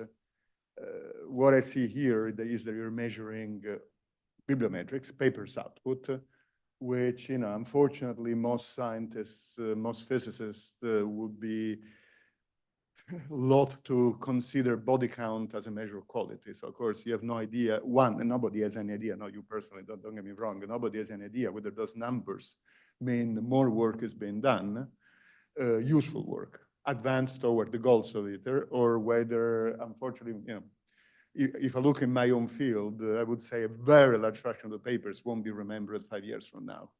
And I think that that's a more general problem. So when you see an increase of this kind, I would be bit careful in saying, oh, look, you know, there is much more science being done. I see, and I'm being very critical of the European research system. I see lots of people, and I'm as guilty as the next scientist, so I'm not saying I'm better than anybody, writing proposals, in particular to European funds, and not because you want to advance research, but because you want to, you know, you need the funds to get people going. So you write a proposal that it's tuned to the committee that will take the decision, hoping to get the money, and becomes a completely vicious circle. So you see papers coming out, you know, there is a whole discipline of trying to break results into the smallest publishable unit. So for me also, the increase in connections means an increase in bureaucracy. And not sure whether that's a good thing. It's fostered by the European research system. You know, some projects say you have to have at least so many institutes in so many countries, otherwise you don't get the money. And then, you know, oh, who do I know there? Is there somebody, is there a friend of a friend who I can call so we can make a project? So I think, you know, your data may be also pointing to that, which is a less than positive effect. I'm absolutely disappointed by ITER. I mean, your question, David, also in microelectronics, you know, what's coming out of it? I think the reply is not polite enough to mention in front of our young people because it's not very reassuring for the way Europe is doing things. If I look at the big science and technology, because here we call it science, and I think it's a bit of a misnomer, there's an enormous amount of technology here that is necessary. The science itself is actually, yeah, you study it in third-year university course, and there isn't much more than that. And if I look at the ones who have been successful, there is always one big leader with a big idea who gets lots of money and lots of responsibility. If I look at projects like ITER, and unfortunately space, things that are not much better, you know, any procurement, you need to buy a new computer. Oh, there is a committee, you know, there is somebody who will judge, is this the right type of computer for what you're doing? I'm old enough to remember the Apollo project, where in 9 years, for less 7 years from Kennedy's announcement to when people set foot on the moon, it was done. But there was one leader who had absolute authority, purchase authority, wasted enormous amounts of money. I'm sure they did, but the thing worked. So, you know, and again, here I'm talking like a scientist who's really regretting seeing, and I disagree when you say there is no market. It would be a huge market in clean energy. If this thing would work, the market would be unmeasurable. Well, if it works. Yeah, of course. Yeah, So, but then yeah. saying there is no market, I don't think is Yeah. correct. I think the potential market is bigger than anything we've seen so far. So, you know, killing it through bureaucracy, I don't think is a smart thing to do in Europe. Sorry for this. Thanks so much. They have to reply. Well, no, well, first of all, I'm grateful for the points you make, and then don't disagree. We have to understand basically what the cooperation is, which is not shown by the number. This is certainly. So the next step is basically to understand what is actually beyond the cooperation. There is a part of science. It's meta technology, but it's also science. There is a lot of physicists involved. They don't agree, and don't agree among themselves, don't agree with engineers. So there is a lot of scientific technological controversies, which actually are quite interesting. I have to check whether I mean, certainly, I don't disagree with you, but yeah, it needs to be checked how much this growth is bureaucracy, but I would say, I mean, whatever disappointing might be, this is clearly, I think, show that there is actually a cooperation which is building something, even though that doesn't work as expected or they never work. We don't know, but they are building stuff. They're building stuff, right? They're building stuff. There is a lot of physicists involved. Again, we have in Padua, there is Consortio RFX, which actually are doing a lot of work for the diverter system of ITER. So there is a lot of research going on, even at the University of Padua, which involve physics and electrical engineering, quite integrated manner. And we are trying to see whether the idea is, of course, the centrometric perspective on which this is based is that this co-authorship shows real cooperation. There are a lot of biases on that, sure. It's also the only way we can actually do this kind of analysis. Otherwise, we simply cannot do any quantitative analysis in large number. We cannot simply track all the publication or the reports and write all the institution. They will take 30 years and nobody will pay us to do that. And as for the market, of course, I agree. There are a lot of companies, in fact, which are doing that. So, in fact, this is an issue. But again, we are talking about possible markets for a technology that we don't know yet if it works. So far, just at the moment, the market is simply that is in, as I showed, technical images, the market itself. So it's very strong in the ideas the people put it, the way their agendas are pursued. So the market is, is present as a motivation for many private and also in public companies, but is not now is not the reason behind the cooperation basically of ITER, because that seems mostly political. Thanks so much. But thanks a lot. Thanks. Anyway, we stay in touch and we have a little break for the end of the session this morning. Thanks. Grazie tanto. Grazie a te. Della discussione. Anche per le parole. Ma ci contiamo, certo. Ora finisco domani.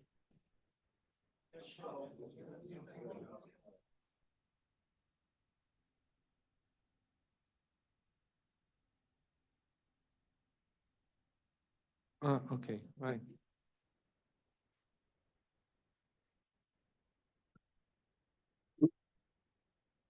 Okay, we start this last part of this morning with the intervention by Professor Leopoldo Nuti, Università di Roma 3, on Achille Albonetti and Italy's nuclear choice. Only to present Professor Nuti has PI of the previous PRIN 2017 on the role of Italy on science and diplomacy, and now the PI on this project, PRIN 2022, on the research by European Union of a strategic autonomous role since 1990s, where I have the head of the Unity of Padua, and now you have the floor. Thanks so much. Thank you so much, David, for the invitation and for allowing me to speak about my favorite subject for the past 20 years. How many in this room have ever heard about Achille Albonetti? That's okay. That's the usual suspects. So the people who know me, the other ones probably no idea who he was, right? So he was one of the central figures in the history of the Italian nuclear activities for 20 years, if not more, because he was director of external relations of the National Committee of Nuclear Energy from 1960 to 1980, in charge of basically developing the international connection of the Italian nuclear program. But let me briefly explain how this, is this how it works? No? How do you move around? No, it's stuck.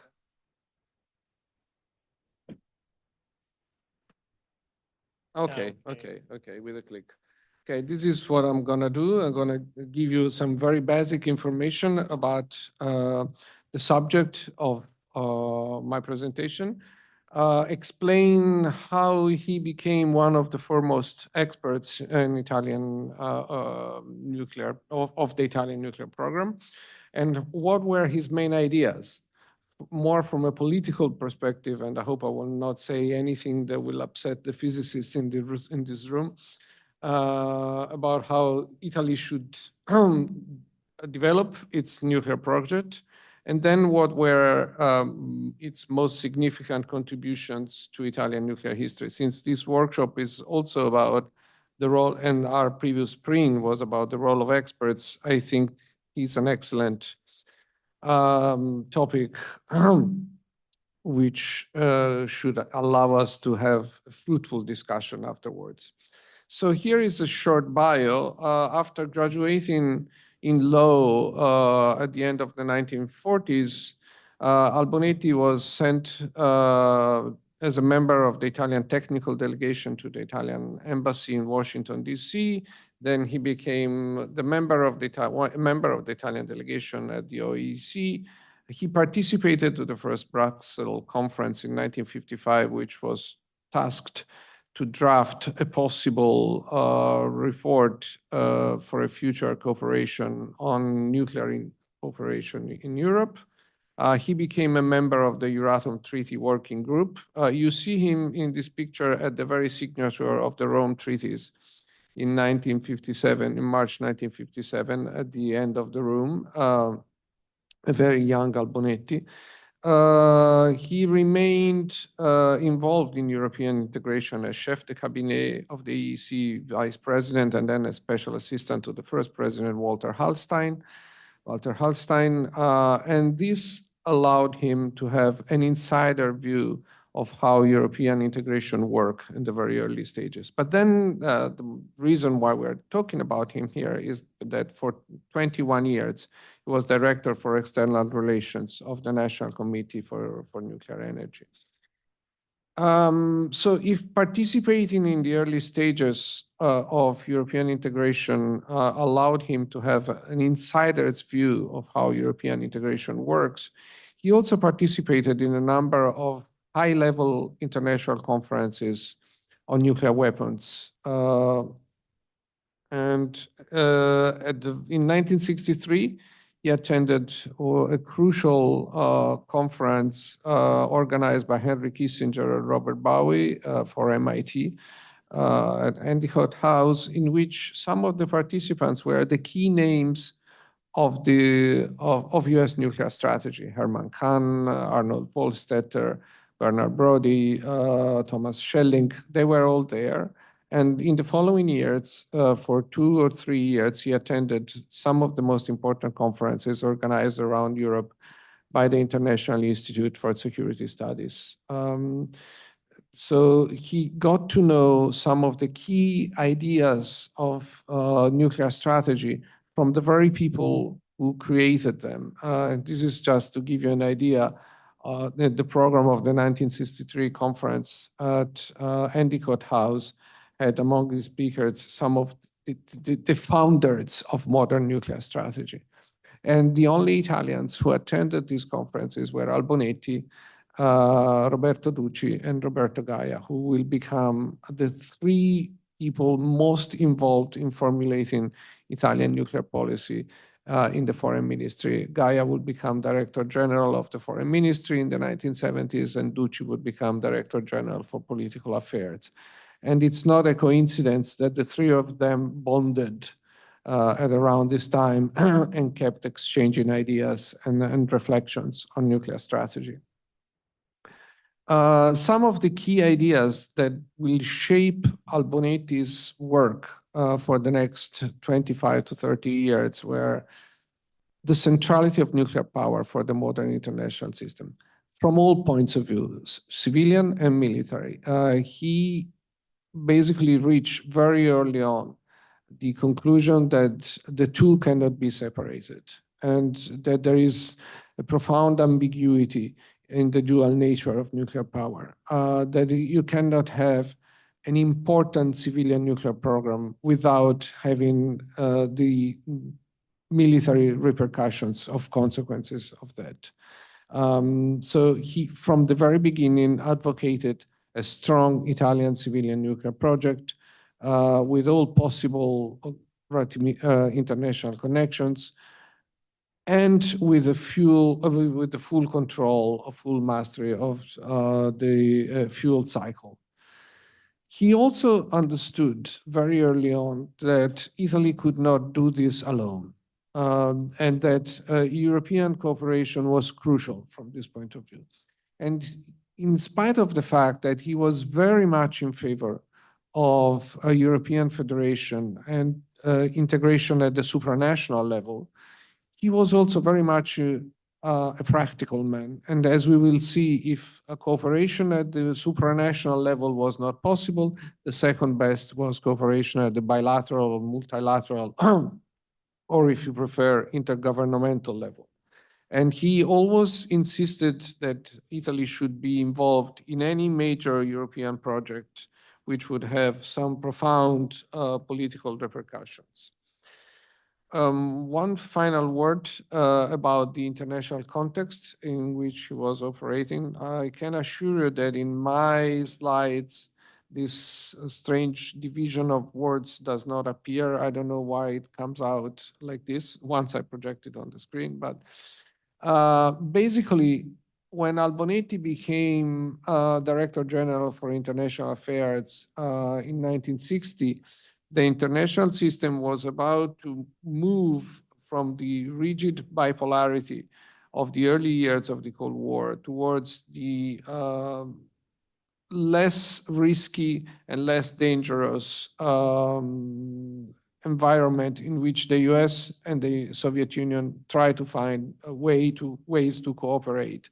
And the field which mostly defined Soviet-American cooperation was arms control and non-proliferation, which had some profound implications for the aspirations of the allies of the United States, particularly for Italy and West Germany, but for all of Western Europe more in general. And Albonetti played a key role in trying to shape how Italy should adjust to this shifting international environment. First of all, he was obsessed with the idea that Europe should develop a European enrichment plan. This was an idea that had been planted very early on at the foundations of Euratom, and that was dropped when Euratom was signed because it turned out to be too complicated. It was just resurrected in the late 1960s And Italy was one of the strongest promoters of this new project. Andreotti, who was Minister of Industry at the time, openly advocated for the creation of a European enrichment plant. And Albonetti was one of the strongest supporters of the idea, wrote about it, publicly supported it, and when the supranational solution basically fell through because it turned out to be unfeasible, Albonetti personally negotiated the Italian participation in the other multilateral, non-related to the European Community Consortium, which were about to develop into Urenco and Eurodif. Albonetti tried to have Italy included in both enrichment plans. He failed to have Italy admitted into Urenco and succeeded in having Italy become a member of Eurodif, at first with a quota of 22.5%, and then when Sweden dropped out of Eurodif, 25%. Which I think shows how flexible he could be when dealing with European matters. It didn't really matter. Oh, of course, it mattered. He would have preferred to have a supranational enrichment plant, but if that was not possible, he was willing to have Italy included in these multilateral intergovernmental projects. From which followed his next, and again, apologies for this bizarre division of the words, so much for modern technology. He was very much in favor of developing from this cooperation with other European countries at the enrichment level, a possible future European deterrent. He openly advocated this, he wrote about it, particularly at the time when the United Kingdom joined the European Community in 1973, the fact that Europe would now have two nuclear powers, two nuclear military powers, reopened the debate and the discussion about a possible future European deterrent. And Albonetti strongly advocated that in his writing in public and in private.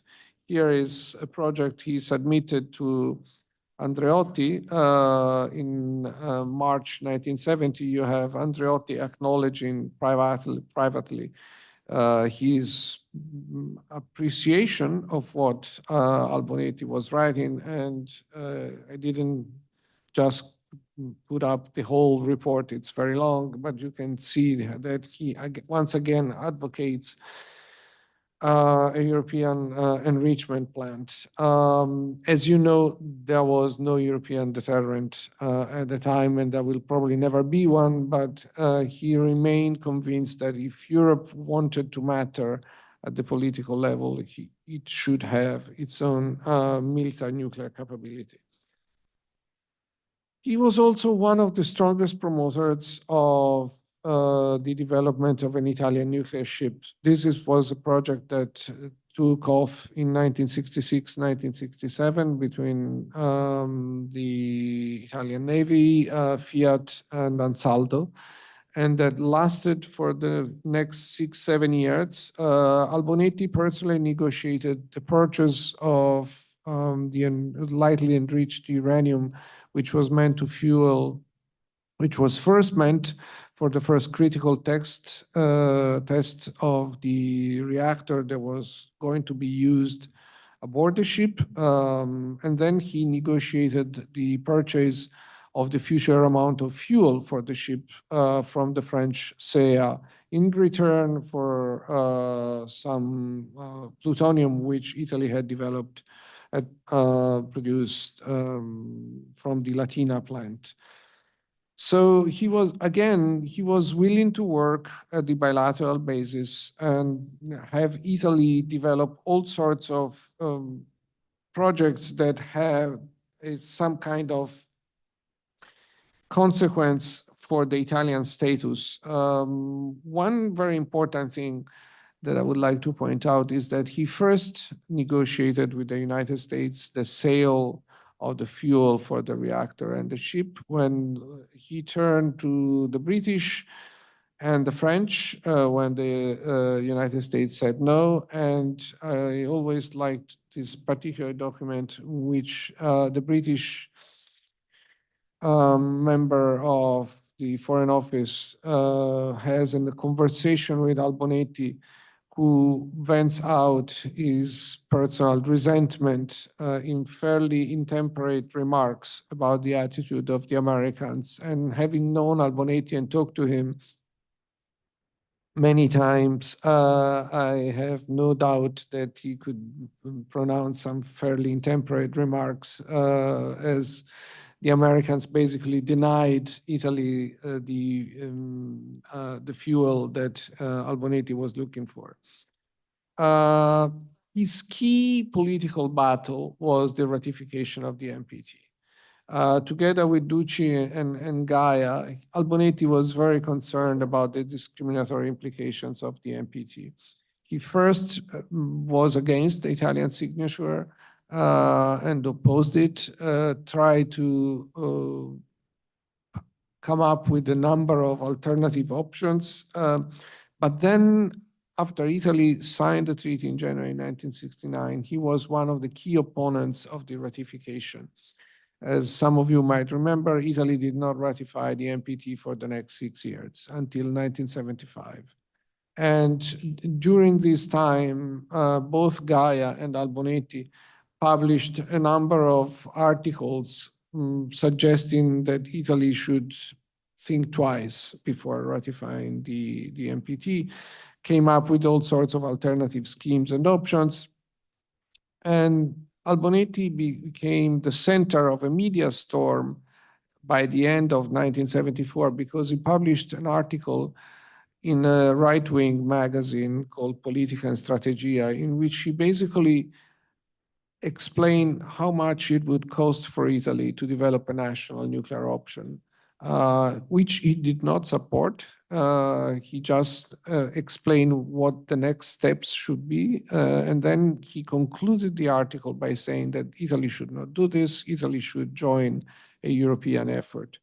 But both these articles and an article that Gaia wrote in which he basically invited the country to rethink the ratification of the NPT became the center of a media storm that probably none of you is aware of, but here is a sample of what the newspapers at the time were writing. These are just some of, you will probably not be surprised that the Communist Party is against this, but this is what the socialist newspaper Avanti is writing about. Some of the other more moderate newspapers are basically publishing a lot of articles about this stuff. Here's my favorite one, Il Golpe Atomico, because it links the refusal to ratify the NPT with the right-wing movements, the far-right movements that were supposed to be scheming for a coup d'etat. So Albonetti was basically fighting a rearguard battle. The reason of his opposition to the NPT are complex. He was worried that signing this treaty would limit the future status that Italy could achieve on the international level, that it could have serious negative repercussions for the domestic development of the project, that it could limit the scientific capacity of the country. And it's the kind of criticism that many other countries leveled against the NPT at the time. Brazil, India, Pakistan, they did not sign or ratify the NPT. Brazil would do it much later, of course. India and Pakistan never did. His final battle, which I'll only talk about very briefly because Giordana will talk about it more in detail. As the Italian domestic program faltered and really made very little progress in spite of very ambitious plans in the mid-1970s. The National Committee for Nuclear Energy began to look for foreign markets and try to think of exports as the only solution to reinvigorate the national nuclear industry. And Albonetti, once again, was very active to give Italy a share of the international market. The most conspicuous case, which Giordana and I are writing about, so you will have to invite us back if you want to know how the story ends, is our sale of a nuclear power plant to Saddam Hussein, Iraq, by the end of the decade. So to conclude, why is this guy relevant to our work on science, diplomacy, international relations, and the role of expert? I think studying him tells us a very interesting story of how a competent technician, an expert with a very strong vision, moves and works and achieves or does not achieve some of the results he has in mind. Why was he only partially successful? And you have a lot of very competing explanations. One is that he had a very weak domestic basis. Italy always had a great appetite and very poor teeth, to cite Bismarck. So very ambitious ideas and not much to support them. But this is only partially true. Because when you look in detail at some of the domestic activities that the National Committee for Nuclear Energy was promoting, you find that they were reasonably successful to a certain degree. At the same time, you have an international system which is moving in a direction of imposing stricter and stricter rules to the nuclear projects of the member countries of the NPT regime. So basically, my tentative explanation of why a competent technician with a strong vision was only partially successful is that you have to combine, of course, 1 and 2. The evolution of the international system, and particularly the entry into force of the NPT and the creation of a non-proliferation regime, made it more difficult for a person like Albonetti to find the political sponsors to support his project. I think here, and I will conclude here, the most interesting case in this story is Albonetti's main point of reference, which is Andreotti. Andreotti is the key person to support the Italian nuclear ambition when he's Minister of Defense from 59 to 76. He is also very, very active when he's Minister of Industry. So he's the president of the National Committee of Nuclear Energy in 67, 68. He continues to be interested and support Albonetti's ideas until 73, 74. And then he disappears from the scene.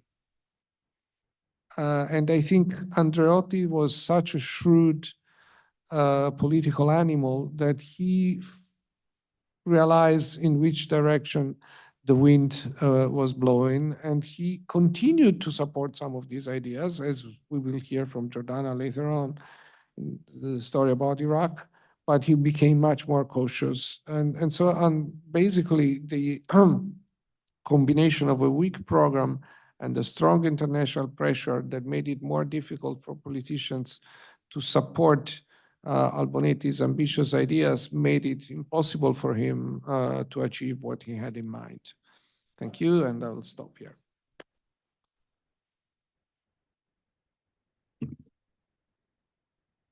Okay, do you have any question?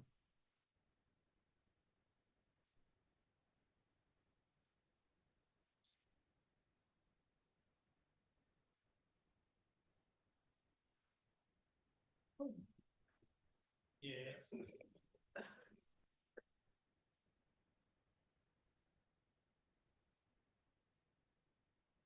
Well, good morning. My name is Carlo Patti from the University of Padua, and thank you for this great presentation because I didn't know all the influence Albonetti had from outside Italy. So the theoretical reference, I think it's key also for understanding how the rest of the country outside also the great alliances perceived the evolution of the theoretical thinking, strategic thinking. So I'm thinking also that one of the main translators of Kissinger probably was present there in the same conference, and it was the key person that shaped the Brazilian position over the NPT. So probably there is this kind of influence. The second one is a remark and a question. Albonetti was, if I'm not wrong, also the responsible for CNEN economic choices. So only at the beginning, okay, because I think that his title was always. So I would like to understand also what were the economic implications for taking some choices Italy took in the late 60s. For example, for enriched uranium, there was a quest for autonomy in the nuclear fuel or for the national plan.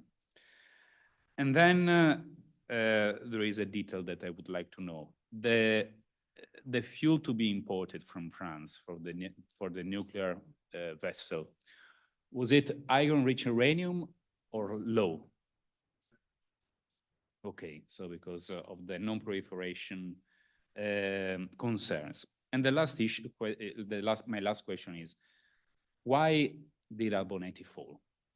For political reasons or for the fall of the nuclear program, even if the program was continuing, even if in a diminished way? Thank you very much.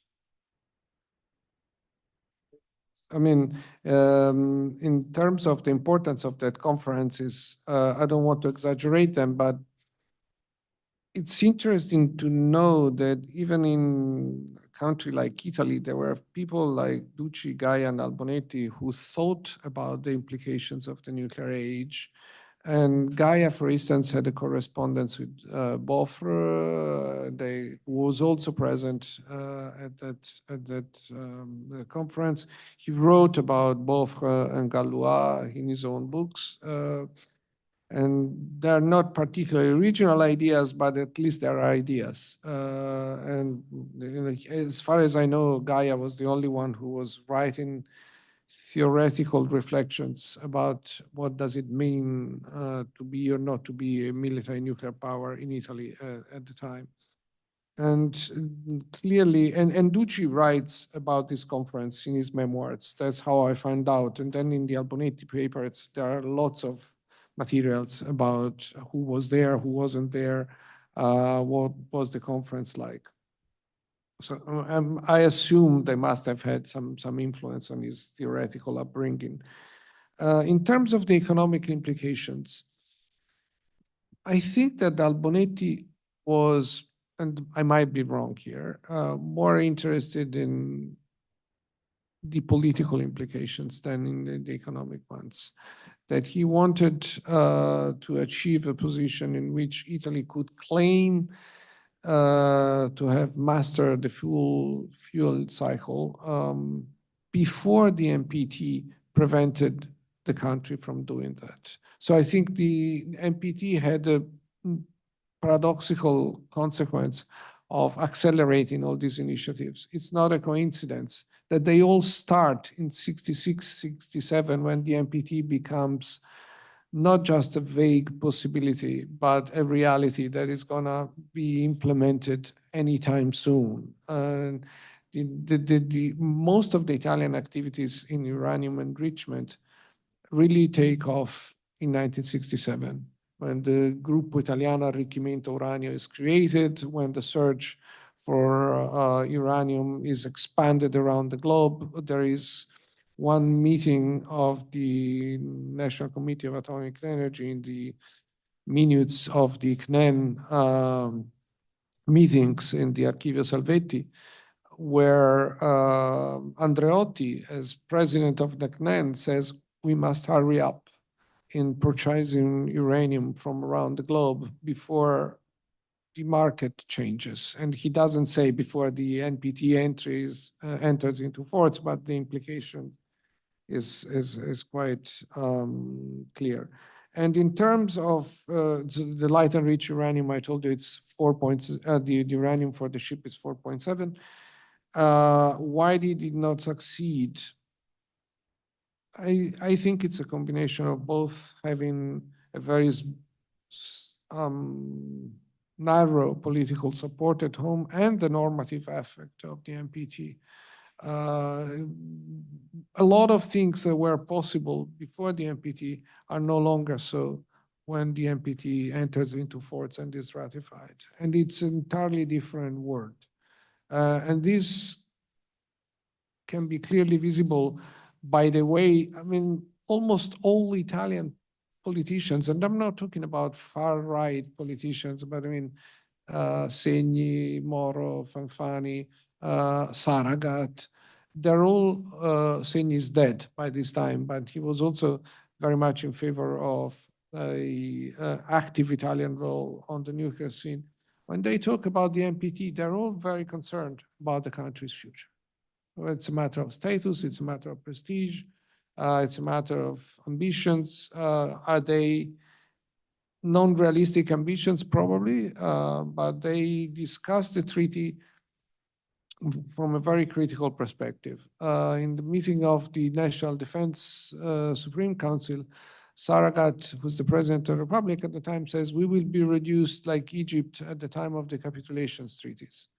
So, you know, but then when the NPT enters into force, this language disappears. And there are only a few people who remain very critical of what the treaty implies for Italy.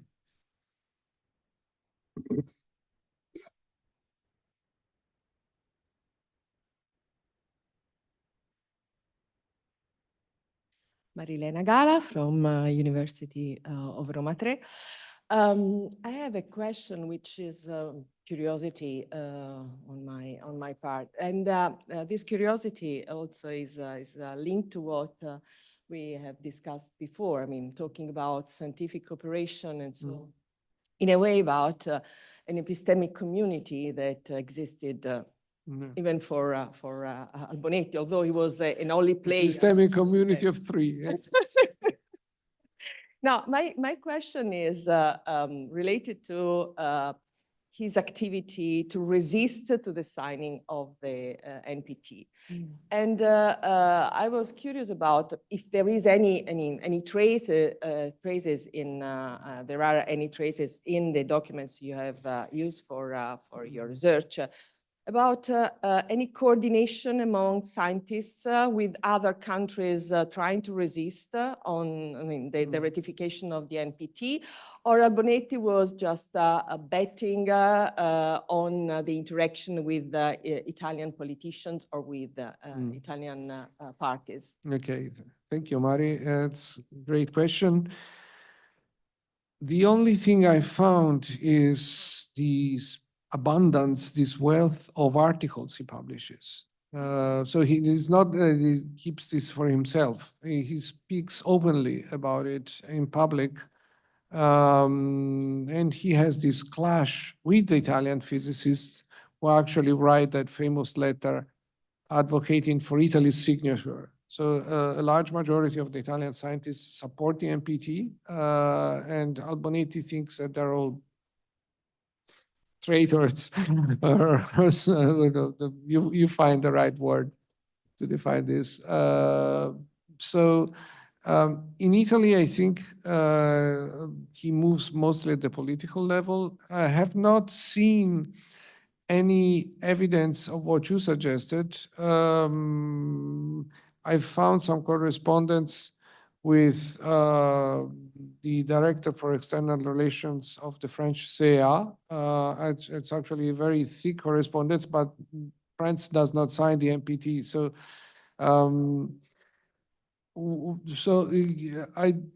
he is not the one who tries to forge international connections, the foreign ministry does. This is related to the work that we've done with Jordana. I mean, our diplomats talk to the Indians, talk to the Japanese, they talk to all the countries who share our perplexities, and to the West Germans, of course, as you know. But it's surprising how close is the dialogue with the Japanese, for instance, and with the Indians to a certain extent. Okay, do you have any other remark?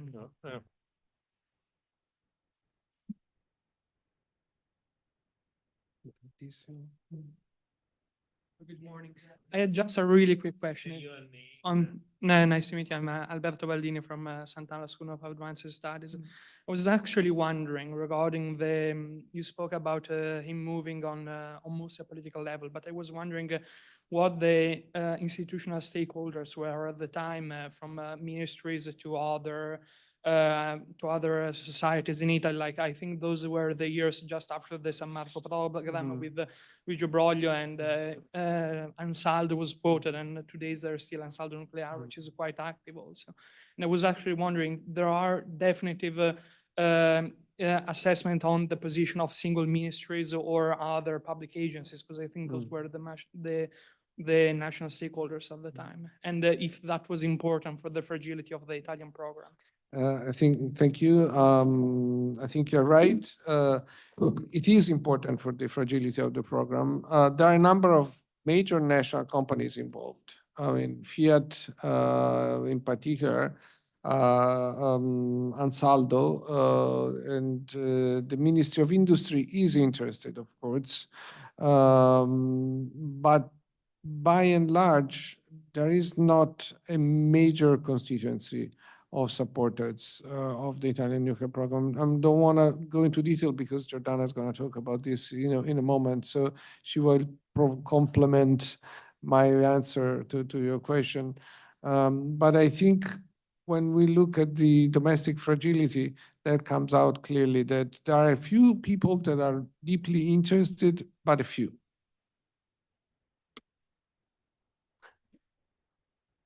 Okay, thanks. And yes, I have a comment about this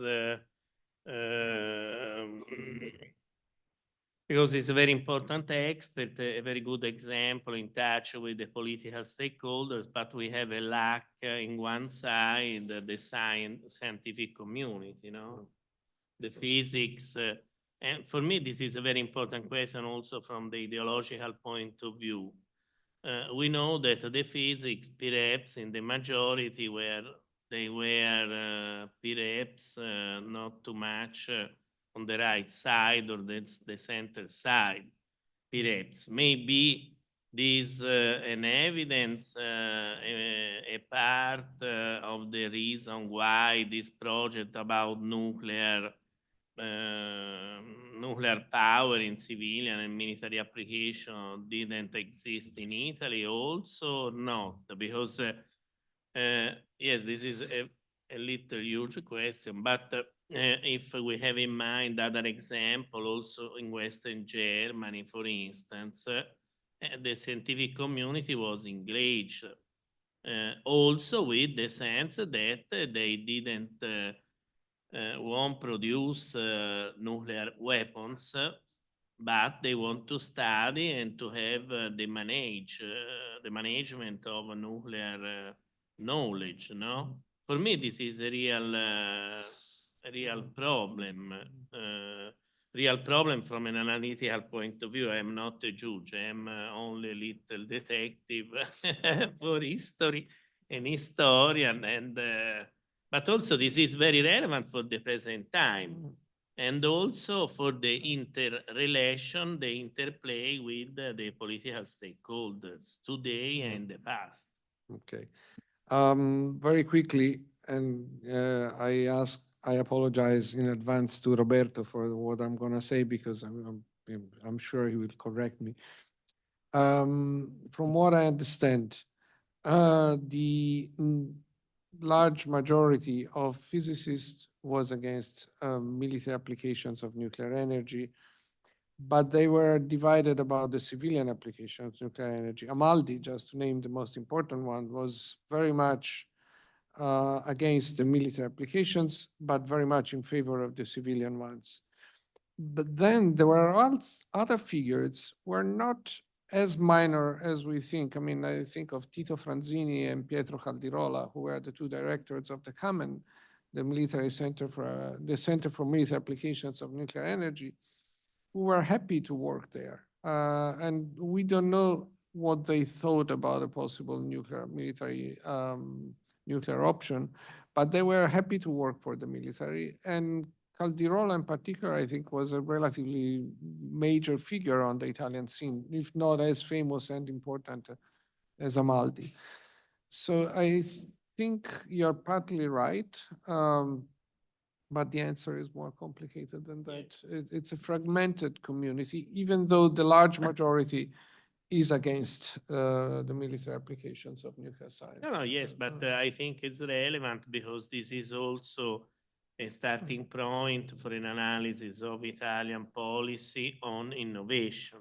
No, and also for our historiography, sometimes some of our colleagues said, okay, Italy is in this project, like for Broglio, only because the policy, Italian policy, is to stay on the table, no, to be present. No, perhaps sometimes there are some scientists or experts with politicians, they tried to design a strategy, no? And the system of the internal system, and it's very, very important also the relevance of the evolution of the international system, oblige Italy to stop the design or the implementation of this strategy. Perhaps it's not hazardous. I have seen for Arctic, no, and not only thanks to the movie in 2016 by Checco Zalone, but it's not hazardous. Then in 1990s, also in Italy, frankly speaking, since June 1992 is in a very serious political social crisis, no? With the mafia, no? And then also with Mani Pulite, and also with the quick end of Cold War, but Italy had some stakeholders, some scientists, some institutions that participated in this acceleration in 1990s for the international cooperation in science, for Arctic. We have no space representative today, but in the afternoon, yesterday we speak about the integral, the cooperation with Russia, etc.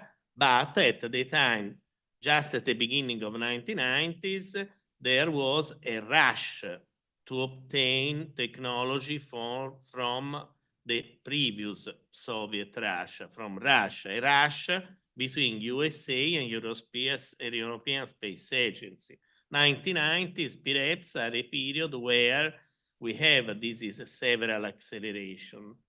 And in Arctic, we have also an acceleration thanks to some institutions, CNR, but also thanks to some scientists. And this is an example of how the international context is relevant to block, yes, to let the realization of a strategy, perhaps. I think we should listen to the next paper because we're running. Yes.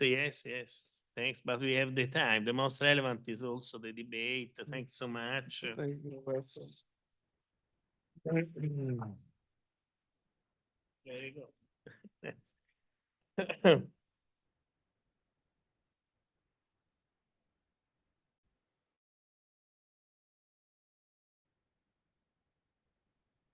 Okay, now we have the last intervention of this morning from Roma 3, Professor Giordana Pulcini, on the limits of ambition, the Italian nuclear civil program in 1970s. Thanks, you have the floor.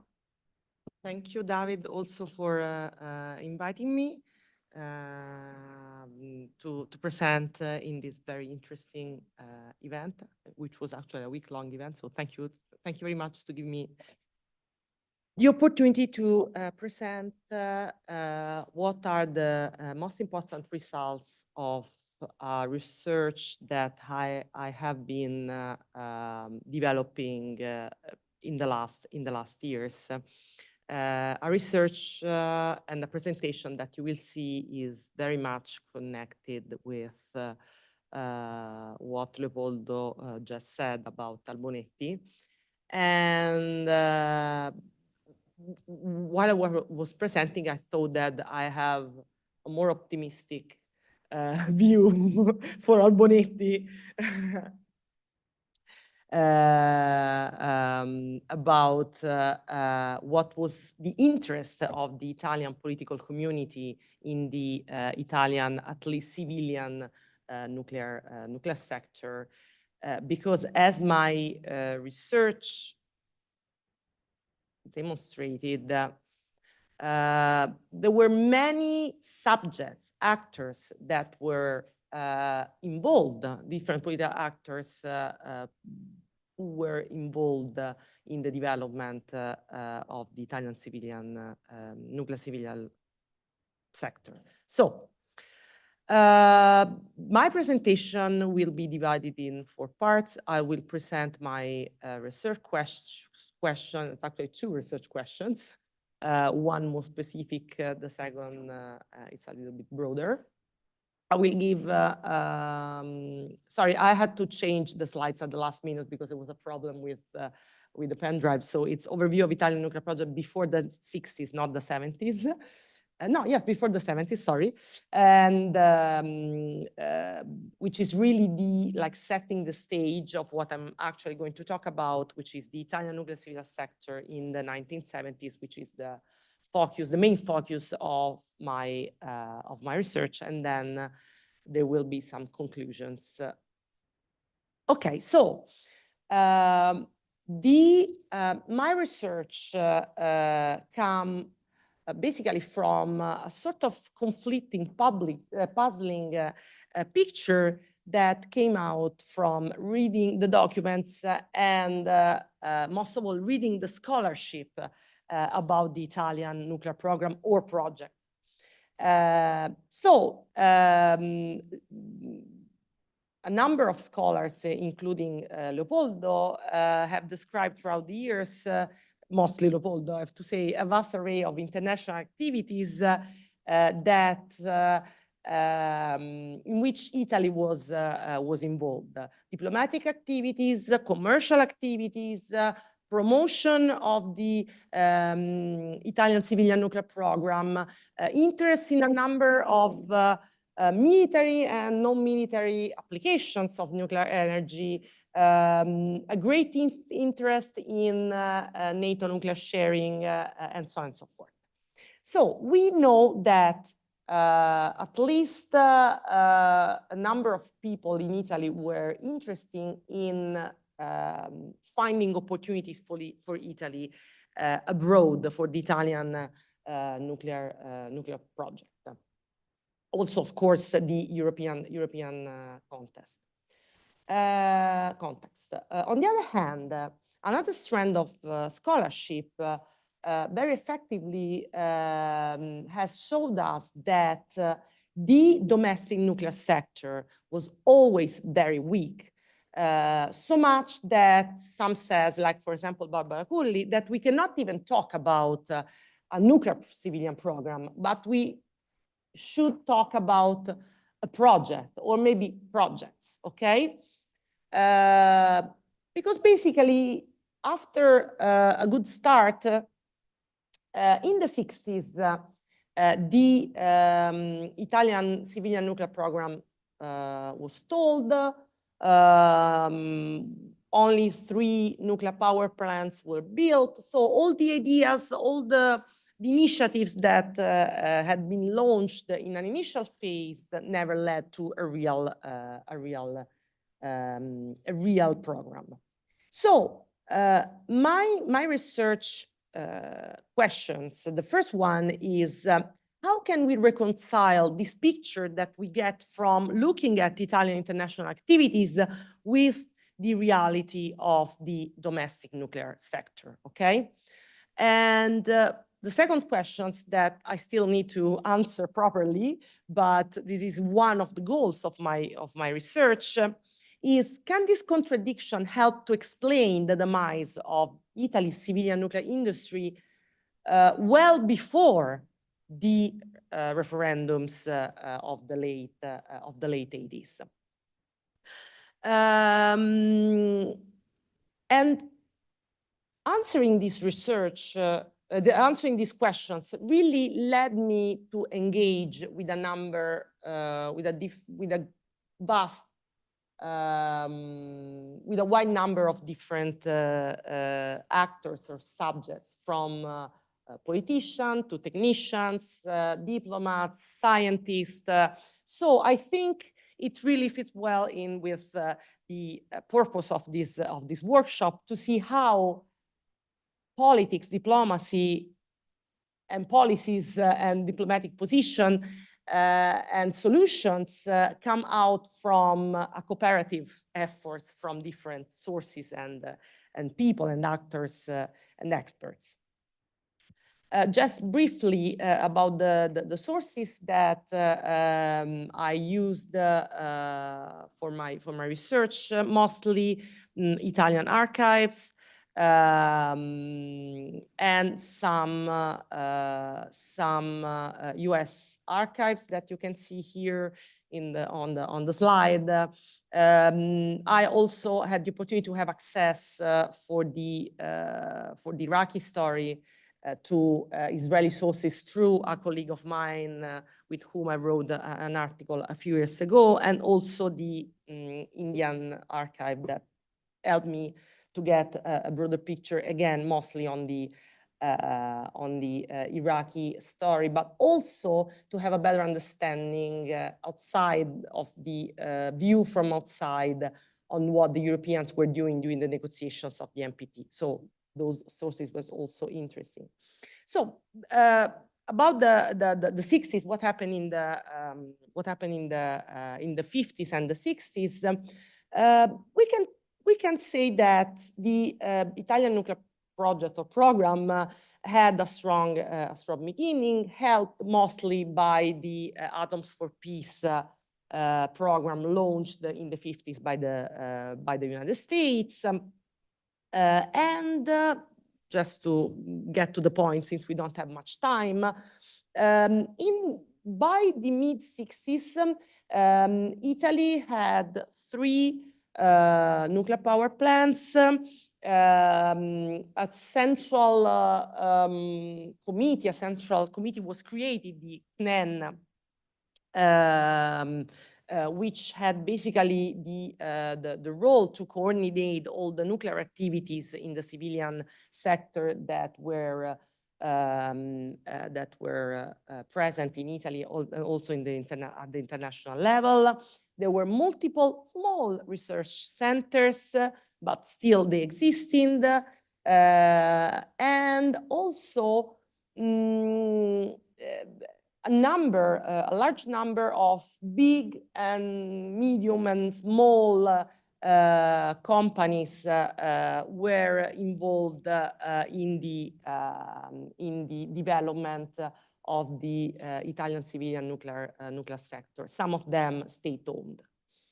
So the idea that you get is that there was the involvement of the government. The government supported the involvement of the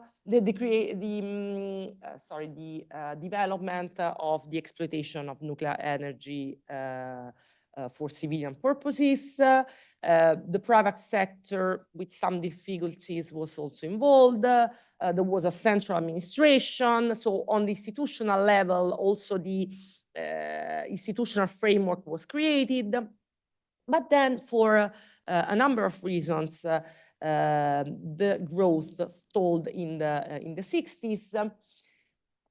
One of the main reasons is the difficulties of the Italian government and CNEN in deciding if the project should be led more by the private sector or the public sector. And then there were also pressures, also external pressures to rely more on oil instead of nuclear energy for producing electricity. So a number of different factors led to the stalling of the Italian civilian nuclear program. Talking about the military application of nuclear energy in the 50s and in the 60s, just to give you the more complete idea of what was going on. As I mentioned before, Italy was very much interested in NATO nuclear sharing options. Italy was interested both in a hardware solution, so nuclear sharing that involved the control of NATO nuclear hardware, which was discussed at one point, or if not, it was an hypothesis when the idea of the multilateral force was put out and negotiated for a little while inside NATO. And then also for a software solution, which meant basically being involved in the decision-making process regarding NATO nuclear weapons, which end up being the nuclear planning group, which was created in the second half of the 60s inside NATO. So in any case, Italy had a strong interest in nuclear sharing and in hosting NATO nuclear weapons. Then Italy was also interested in developing some national capabilities. Naval propulsion, it's one example, and Leopoldo already spoke about it, and others. Some of them are not completely clear. And I would add that Italy was also interested in exploring European initiatives, and in that I think that Albonetti, Gaia, and Ducci were most likely more isolated in thinking about a European deterrent. In any case, during the 60s, the second half of the 60s, there was a very important turning point, which was the start of the NPT negotiations that, as Leopoldo said before, somehow put pressure on the Italian nuclear activities. So what Italy tried to do was basically to obtain less strict rules inside the treaty when it was clear that the treaty could not be avoided. And Italy, together with a number of other countries that had the same position, were actually able to attain some of these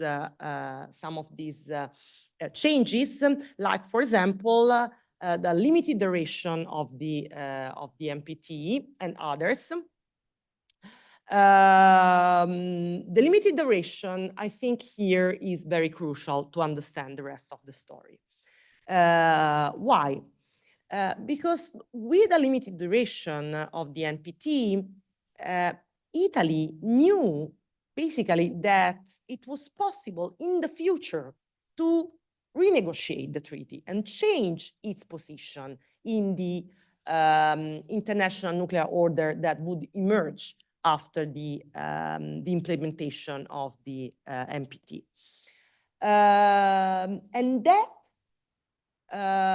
I think was a big push for Italy, this idea that the NPT was not permanent, to try somehow to preserve its own nuclear status and engage in a number of activities that had been already described to achieve the mastering of the nuclear fuel cycle, okay? So Italy would sign the treaty, took several years to ratify the treaty. During this period, it engaged in many activities that would let Italy to be in a position of keeping somehow its own nuclear status by the time the treaty was ratified, and preserve this nuclear status throughout the 25 years during which the NPT would last, according to the initial idea.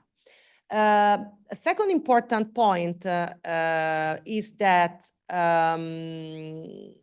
Italy wanted to protect not only its nuclear status because of political reasons, but also for commercial reasons, remain a credible, become a credible nuclear supplier in the international market, and also keep the possibility to have access to a number of technologies that might be which might be blocked, their spread by the NPT. So this is very, very important.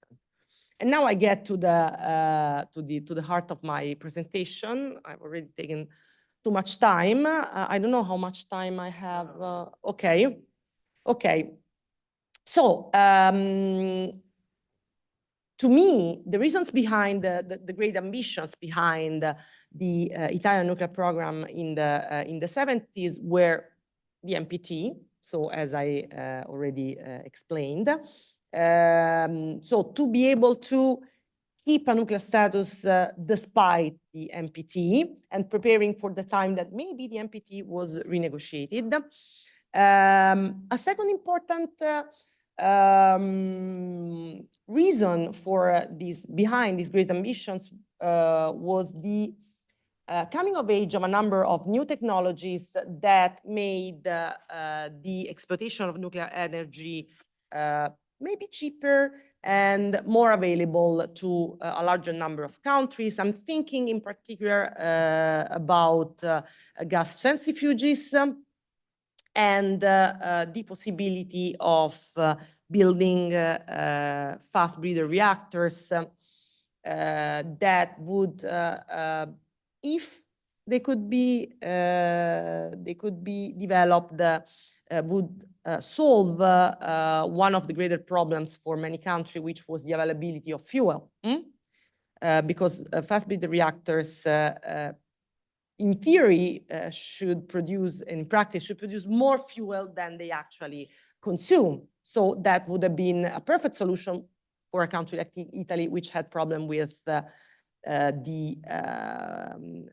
availability of fuel and was basically completely dependent on the United States. And of course, being dependent on the United States, it means that if Italy wanted to develop naval propulsion, but the United States said no, Italy had to, of course, not to giving them enriched uranium, that Italy had to respect what the United States wanted.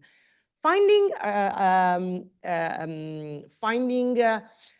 alternative sources for the nuclear fuel really became one of the main goals for Italy during the 70s. And then the oil crisis. The oil crisis played a very important role in pushing the development of the Italian nuclear program, but not in the sense that one might expect looking at the National Energy Plan of 1975, which envisioned the building of up to 20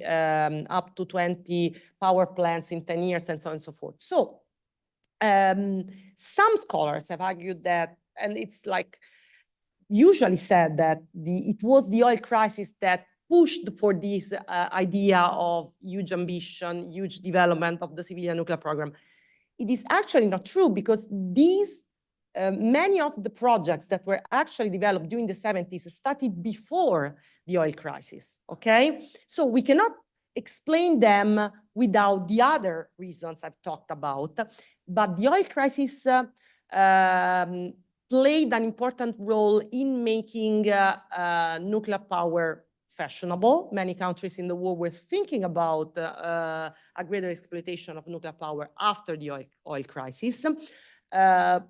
Politically more acceptable in Italy, and also maybe helped with the financial and economic feasibility like, okay, now we have a problem. We cannot keep investing in oil. We need to invest in another sector. So somehow oil prices amplified and helped with the political acceptability of the exploitation of nuclear power. It also somehow talking about the development, the growth of the nuclear program became also a political tool for the Italian government to say, we have a plan.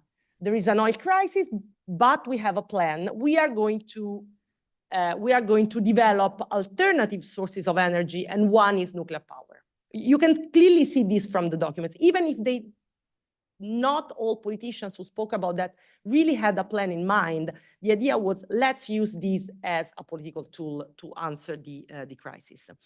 So the goals of these great ambitions were, as I said, build more nuclear power plants. Another power plants had been started to be built in the early 70s, so before the oil crisis, and other were included in the nuclear energy plan, as I said, up to 2010 years, which was an impossible plan, and also mastering the whole nuclear fuel cycle.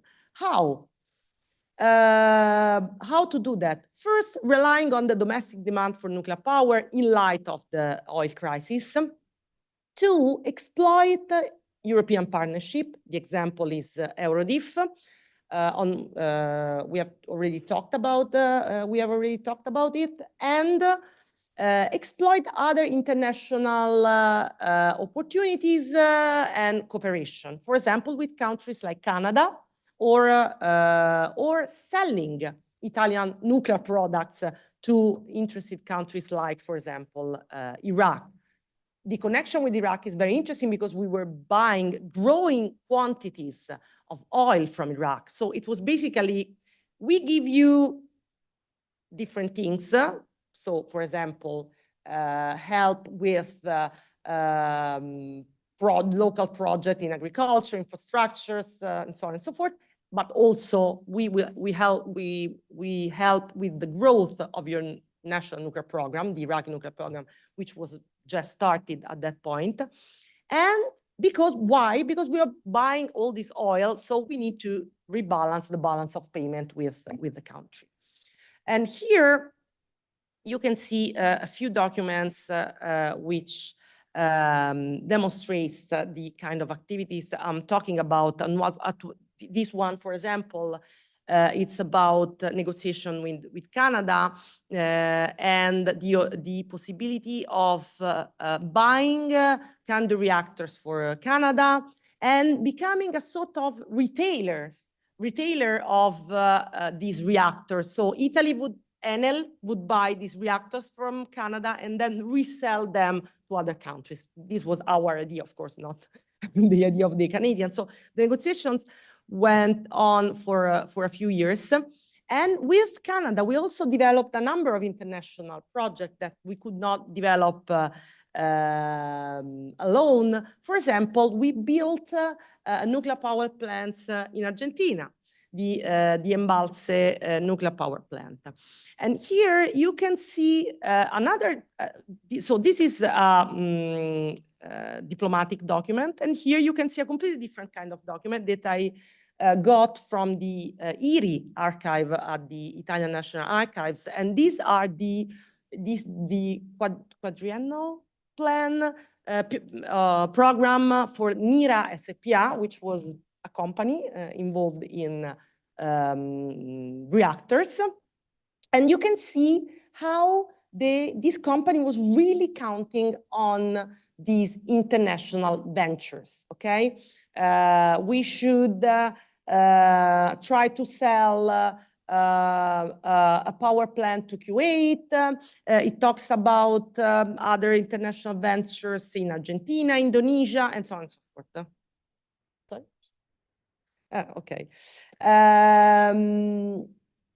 But at the end of the 70s, when you read the documents, you see that most of the companies involved, especially the smaller ones, like, for example, NIRA, which we have just talked about, were very negative about the future. They were very confused because there was because the National Energy Plan in 1975 had talked about all these new power plants, and there were no investments. There were no money around. They had no political guidance, okay? Even inside the CNEN, you can read documents where you can understand that the personnel inside CNEN they were confused. They received no clear instructions from the government on how to implement this plan, which was in fact quite immediately reduced, especially the extent of the nuclear part of the plan. It became much smaller. The ambitions were reduced. So the conclusions on the domestic problems, and then I go back to the international side. So basically, there was an ambiguous political guidance. Also, there was a lack of domestic market. Why? Because alternative sources of energy were actually exploited and developed. For example, natural gas became very, very important.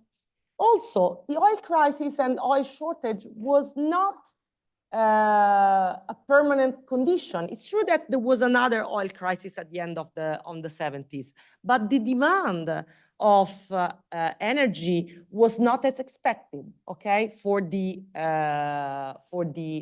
nuclear sector. There were structural shortcomings of the Italian nuclear industry. I spoke about big, medium size and small companies. There were so many companies that were involved in the Italian nuclear sector. Italy, in this ambition to develop everything, opened too many filiere. I don't know how we can, what's in English, too many line of production. And so we were developing our own reactor. We were also thinking about developing fast breeder reactor. We were also interested in exploring different kind of way of enriching uranium. So instead of focusing on certain well-developed project, we tried to keep open all the available options. And this was the reasons why the Italian nuclear sector was in shambles at the end of the 70s. On the international level, there were other problems. So by the moment that we started to be involved in all the international activities, the international non-proliferation regime also started to be developed. And while during the Nixon and Ford administration, the United States were still not that strict, I would say. They were both administration tried to understand how to implement the NPT. The picture changed first with the Indian test in 1974, and second, when Jimmy Carter became president. He was very much interested in not only enforce the NPT, but even to set stricter rules that would avoid the repetition of what had happened with the Indians. So we collided with the creation of the stricter regime, and the United States, through multinational and bilateral initiatives, tried to pressure Italy into giving up many of these international initiatives, and this created great political controversies in Italy, because some politicians started to say to the politicians who were involved in these international ventures, like, why should we engage in a fight with the United States on this? Why are we doing this? So somehow it delegitimized the these international ventures. And last but not least, there was another stretch of Italy's capabilities abroad. And again, the Iraqi case, we signed several agreements with a couple of agreements with Iraq. And initially, we would give them just research laboratories. But then they keep asking us for more. So we tried to sell them a reactor, Cirene, that we had not yet fully developed. So we were selling something that we did not have. And also they were interested in understanding if we could also provide fuel. And we said, yes, we can provide uranium that, and we know at least that one time we bought uranium from Germany, from the Federal Republic of Germany, and resell it to Iraq to show that we were able also to provide fuel to Iraq. So Italy really engaged in a number of activities abroad that the country was not able to sustain. And just, no, I think I'll stop here because it's really late. But I had a couple of answers to what was discussed before, but maybe I can talk about them later. But please take your time. No, I don't want to. Okay. Yes. Maybe I can directly speak with you people. Okay, we start the debate. Thanks so much. Now we stake the debate about this interesting example of technological diplomacy and influence from abroad. Why do you point to the microphone in my direction?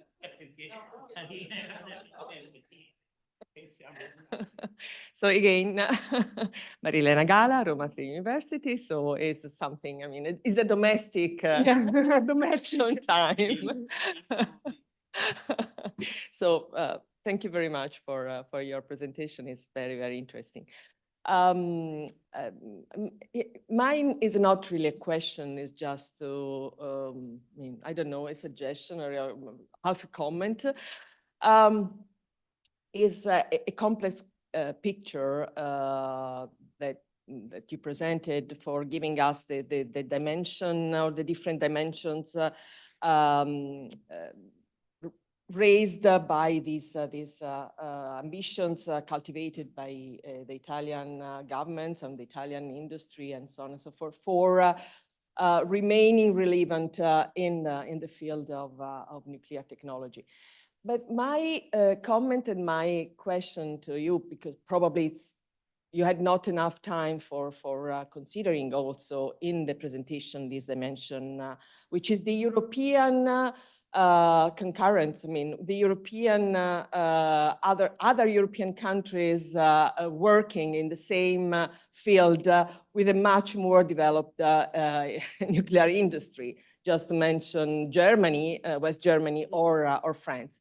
So, and of course, this had to be an impact on the possibility of Italy to become attractive and to become a significant actor in the market of nuclear technology at that time. So I wanted just to get your reaction on that. Thank you. Yeah, so yeah, I did not have time to talk about it. Of course, the main supplier to Iraq was France, not Italy. And so far, we have not found any real connection between Italy and France. So I think, for example, in that case that we felt the competition very much. Also, we felt the competition with countries that had a more developed nuclear industrial sector like France, but also Germany. We felt that. How did we try to somehow face this problem? One was try to find partners like Canada. No? Why were we trying to establish this partnership with Canada? Because Canada was big in the nuclear.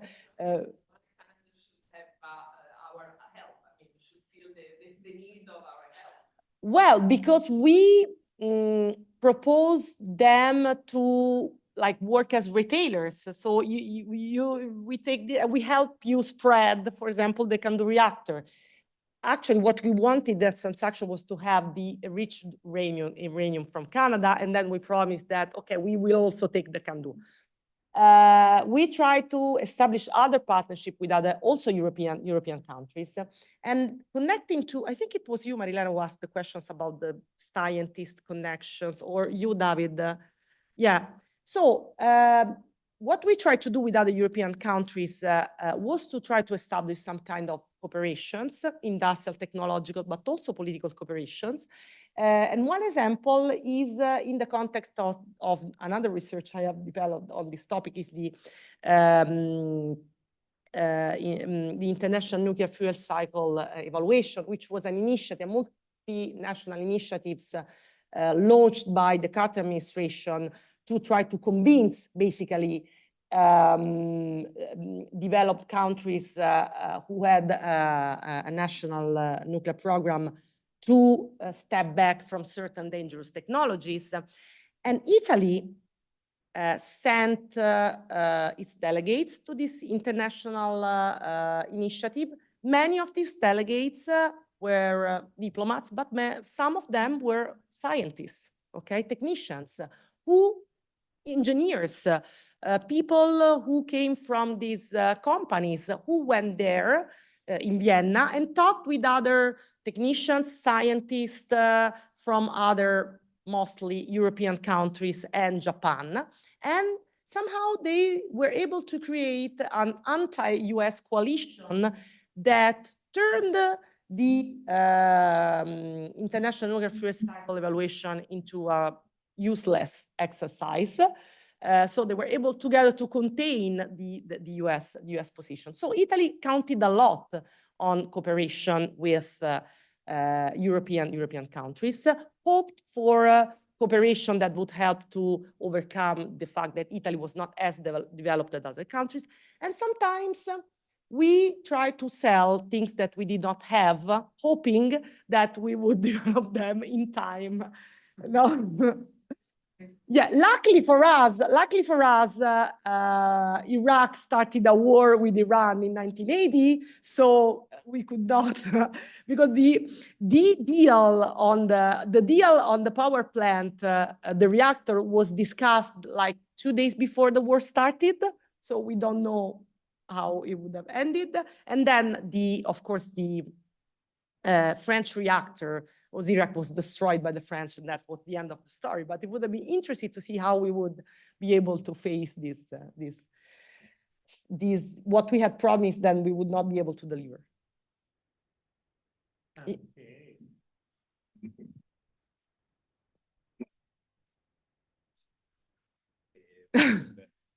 Always the same. Yes.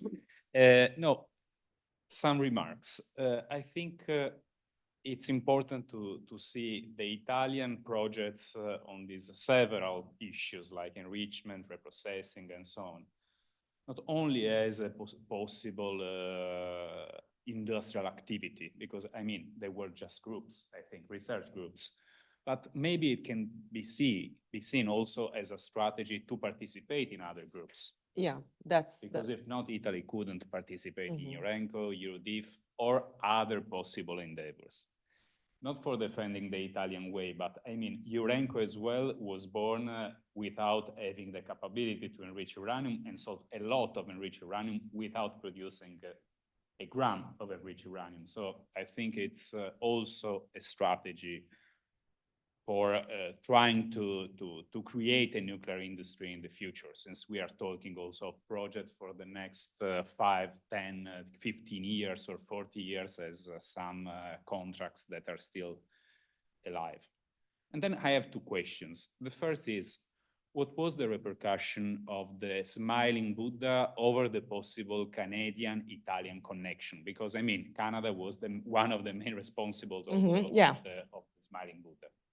The second is a question both for you and Poldo. That is, there was a strategy for Italy for reviewing the NPT, because there was the first NPT review con in 1975 that has also, I mean, scientific and industrial connections, because one of the points of review was also modifying some articles. I mean, Article 5 or Article 3. There was any possible strategy on that? And I don't know if this was before the actual conference in 1975 or before the Smiling Buddha. It was just a curiosity. I don't know if I'm clear about this point. Thank you very much. Thank you, Carlo. So yes, the national activities were very important for us to demonstrate that we could do something on our own.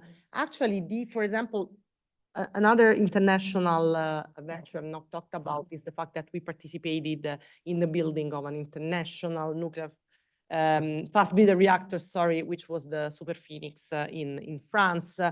And we used our own project, the Brasimone PEC, was basically included in that as one of the smaller sites where tests for the main sites would take place. So in order to be credible, we needed to show that we were able to do something on our own. That's my. Actually, I found documents where we talk, for example, specifically about PEC, where there were discussions inside NEN at the end of the 60s about the importance of being credible, on fast breeder reactors in order to participate in international initiatives. The first question, was the impact of Smiling Buddha on Canada. So yes, it had a big impact, not as big as I thought, because for a while, at least until 1976, the Canadian remained engaged in negotiations with the Italians, and it was even after the Trudeau visit where all these issues were discussed, which was in the summer of 1975, right? I think. Yeah. In any case, so until 1976, we remained, and they were talking with us. I don't know if they were just keeping us busy, but they were, and then they disappeared. So much that I found a document from 1978. Somebody from NEN was asking, I think it was a senator who knew somebody in Canada, can you please ask your people in Canada to see if this can be restarted? So clearly the Canadian never said no, but they just left the thing. So I think that what made the difference was somehow Carter. Yes, Smiling Buddha, but Carter really played the role for the Canadians. I think that was the turning point, because at that point was, should we be with the US or with these European countries like Italy? And the second question, I can briefly. Yeah. So I've not found anything specific that, I mean, Italy was trying to make the best of what they could with what they had. So I don't think that they really engaged in practical proposals, but I've not seen the documents of the review conference. So I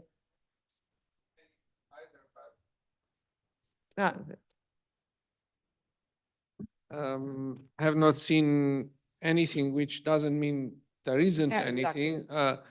But my sense is that we were so busy discussing whether we should ratify, and we ratified only a few days before the RevCon started, that we did not have time to elaborate a proper strategy on what we could ask once we ratified, because we weren't sure we would ratify after all. But I might be mistaken, and I mean, this is a research that we still have to do. So, what I repeatedly read, and this was repeated constantly in the context of the cycle evaluation, you are one of the few people in this room who can understand what I'm talking about, actually. It was, we prefer the MPT review conference than this. This is really not good, because it's technical. We want to have a political discussion, not a technical discussion. So.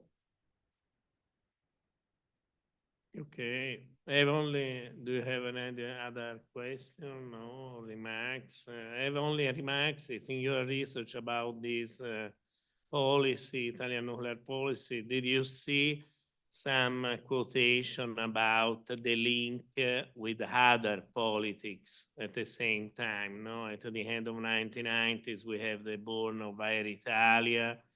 Beginning the first half of 1970s, the relaunch of Italian space or also Italian aircraft. The sensation is that, the idea, I'm sorry, is that la sensation est telle, the idea is that perhaps we have a coordination with several projects on techno-industrial participation of Italy in Europe. In the first half of 1970s, we have also the very special new PAC plan by Altiero Spinelli on a new policy on aircraft cooperation, the idea that European Commission must make something on the industrial coordination in Europe. At The Hague, the Council of Ministers declared, okay, we want to start a new industrial policy for Europe. And this is in the framework of the negotiation for UK entry. Sometimes maybe, do you have this idea or not, that also for nuclear policy, we have sometimes the quotation that in other fields, we have a special coordination or not? Is it a question for me? For other the group, for other Go ahead. historians on nuclear. Okay. Also for the historians of What we have seen is that, and this is the inspiration for our previous SPRINT project, by the late 60s, there is this awareness of the major technological gap and the need to move ahead in different sectors at once, at the national and at the European level. So in that document I showed before, Marilena just reminded me that the report that Albonetti prepared for Andreotti in late 1970, he points out a number of things that Italy should encourage at the European level. And that at the European level, there should be coordination at the nuclear activities in space research. So there is the sense that these are all the fields in which the modernity of a country will be defined. And you have to be aware that this is the future. And so that there is a sense and from this point of view that space is as important as nuclear. And also the idea perhaps that since the second half of 1960s to the first half of 1970s, some experts, some politicians, they try to design a sort of coordinated strategy, no? To reply to this opportunity and because stay with Canada for Italy, yes, is also an opportunity, not only. Yeah, and you can, just to add to what you were saying, you can see that Italy felt this danger of, not being able to be constrained, no,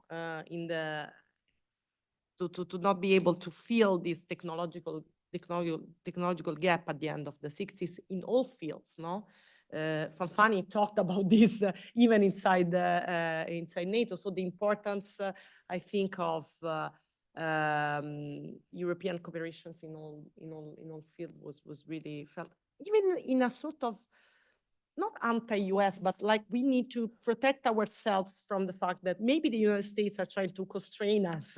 It's clear in the nuclear field. It's clear in the nuclear field that the feeling was that the United States are trying to stop us while they keep their technologies. They're trying to stop us to develop. But in fact, as a sort of political opportunity to relaunch Italy from a techno-science point of view.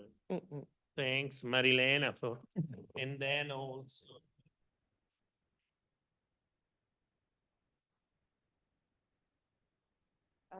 Just very briefly, I wanted to just add the fact that in the 1980s, I was talking yesterday about Spadolini, and Spadolini, when he decided to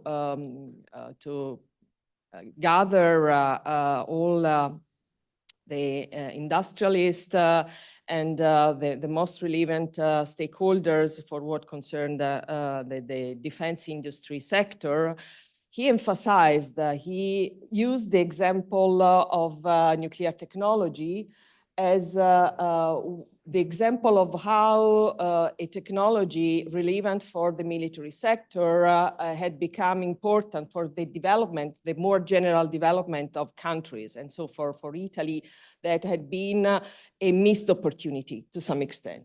And so he was emphasizing the importance of participating in the European technological cooperation efforts and in the possibly with the United States. Of course, the proposal was made in the next year, so 1985 by the United States.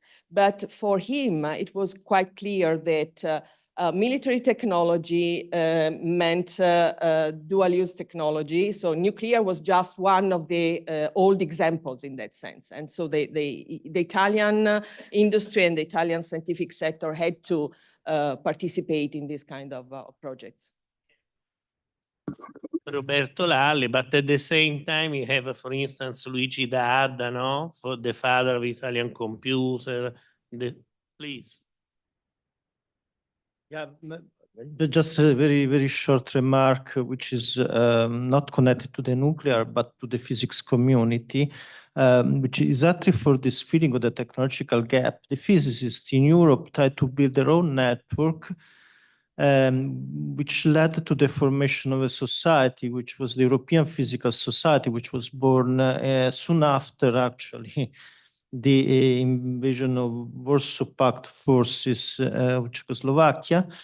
And the main idea behind this network of physicists who were trying to build their own European network was exactly to establish the European science.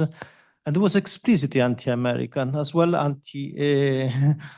yeah, I mean, no, just say that the rhetoric for Europe as a very ancient cultural identity that physics should support to build. So the European, and there was a clear, at least as a rhetoric, a clear political goal in with the physics community should help build Europe as the major cultural and political player for the better of the world. I mean, if you read this one, they were quite striking. And also it's interesting that for Europe, they didn't mean Western Europe. They actually mean Europe, including the Eastern European countries. And of course, the problem was they didn't want to include the Soviet Union because of the political reasons, but also because that would have led to the major superpowers to be actually not in the competition with the Europe they were trying to build, but actually within, which will destroy the political goal of this initiative, which is quite striking, I think. Before Helsinki process, but in this framework, this is also another very nice remark. Thanks so much. Okay, we must finish. I'm sorry, but we stay in touch. Thanks so much. Because this is another example. We have several opportunities starting from different fields of research. This is very nice, very interesting. Grazie e arrivederci.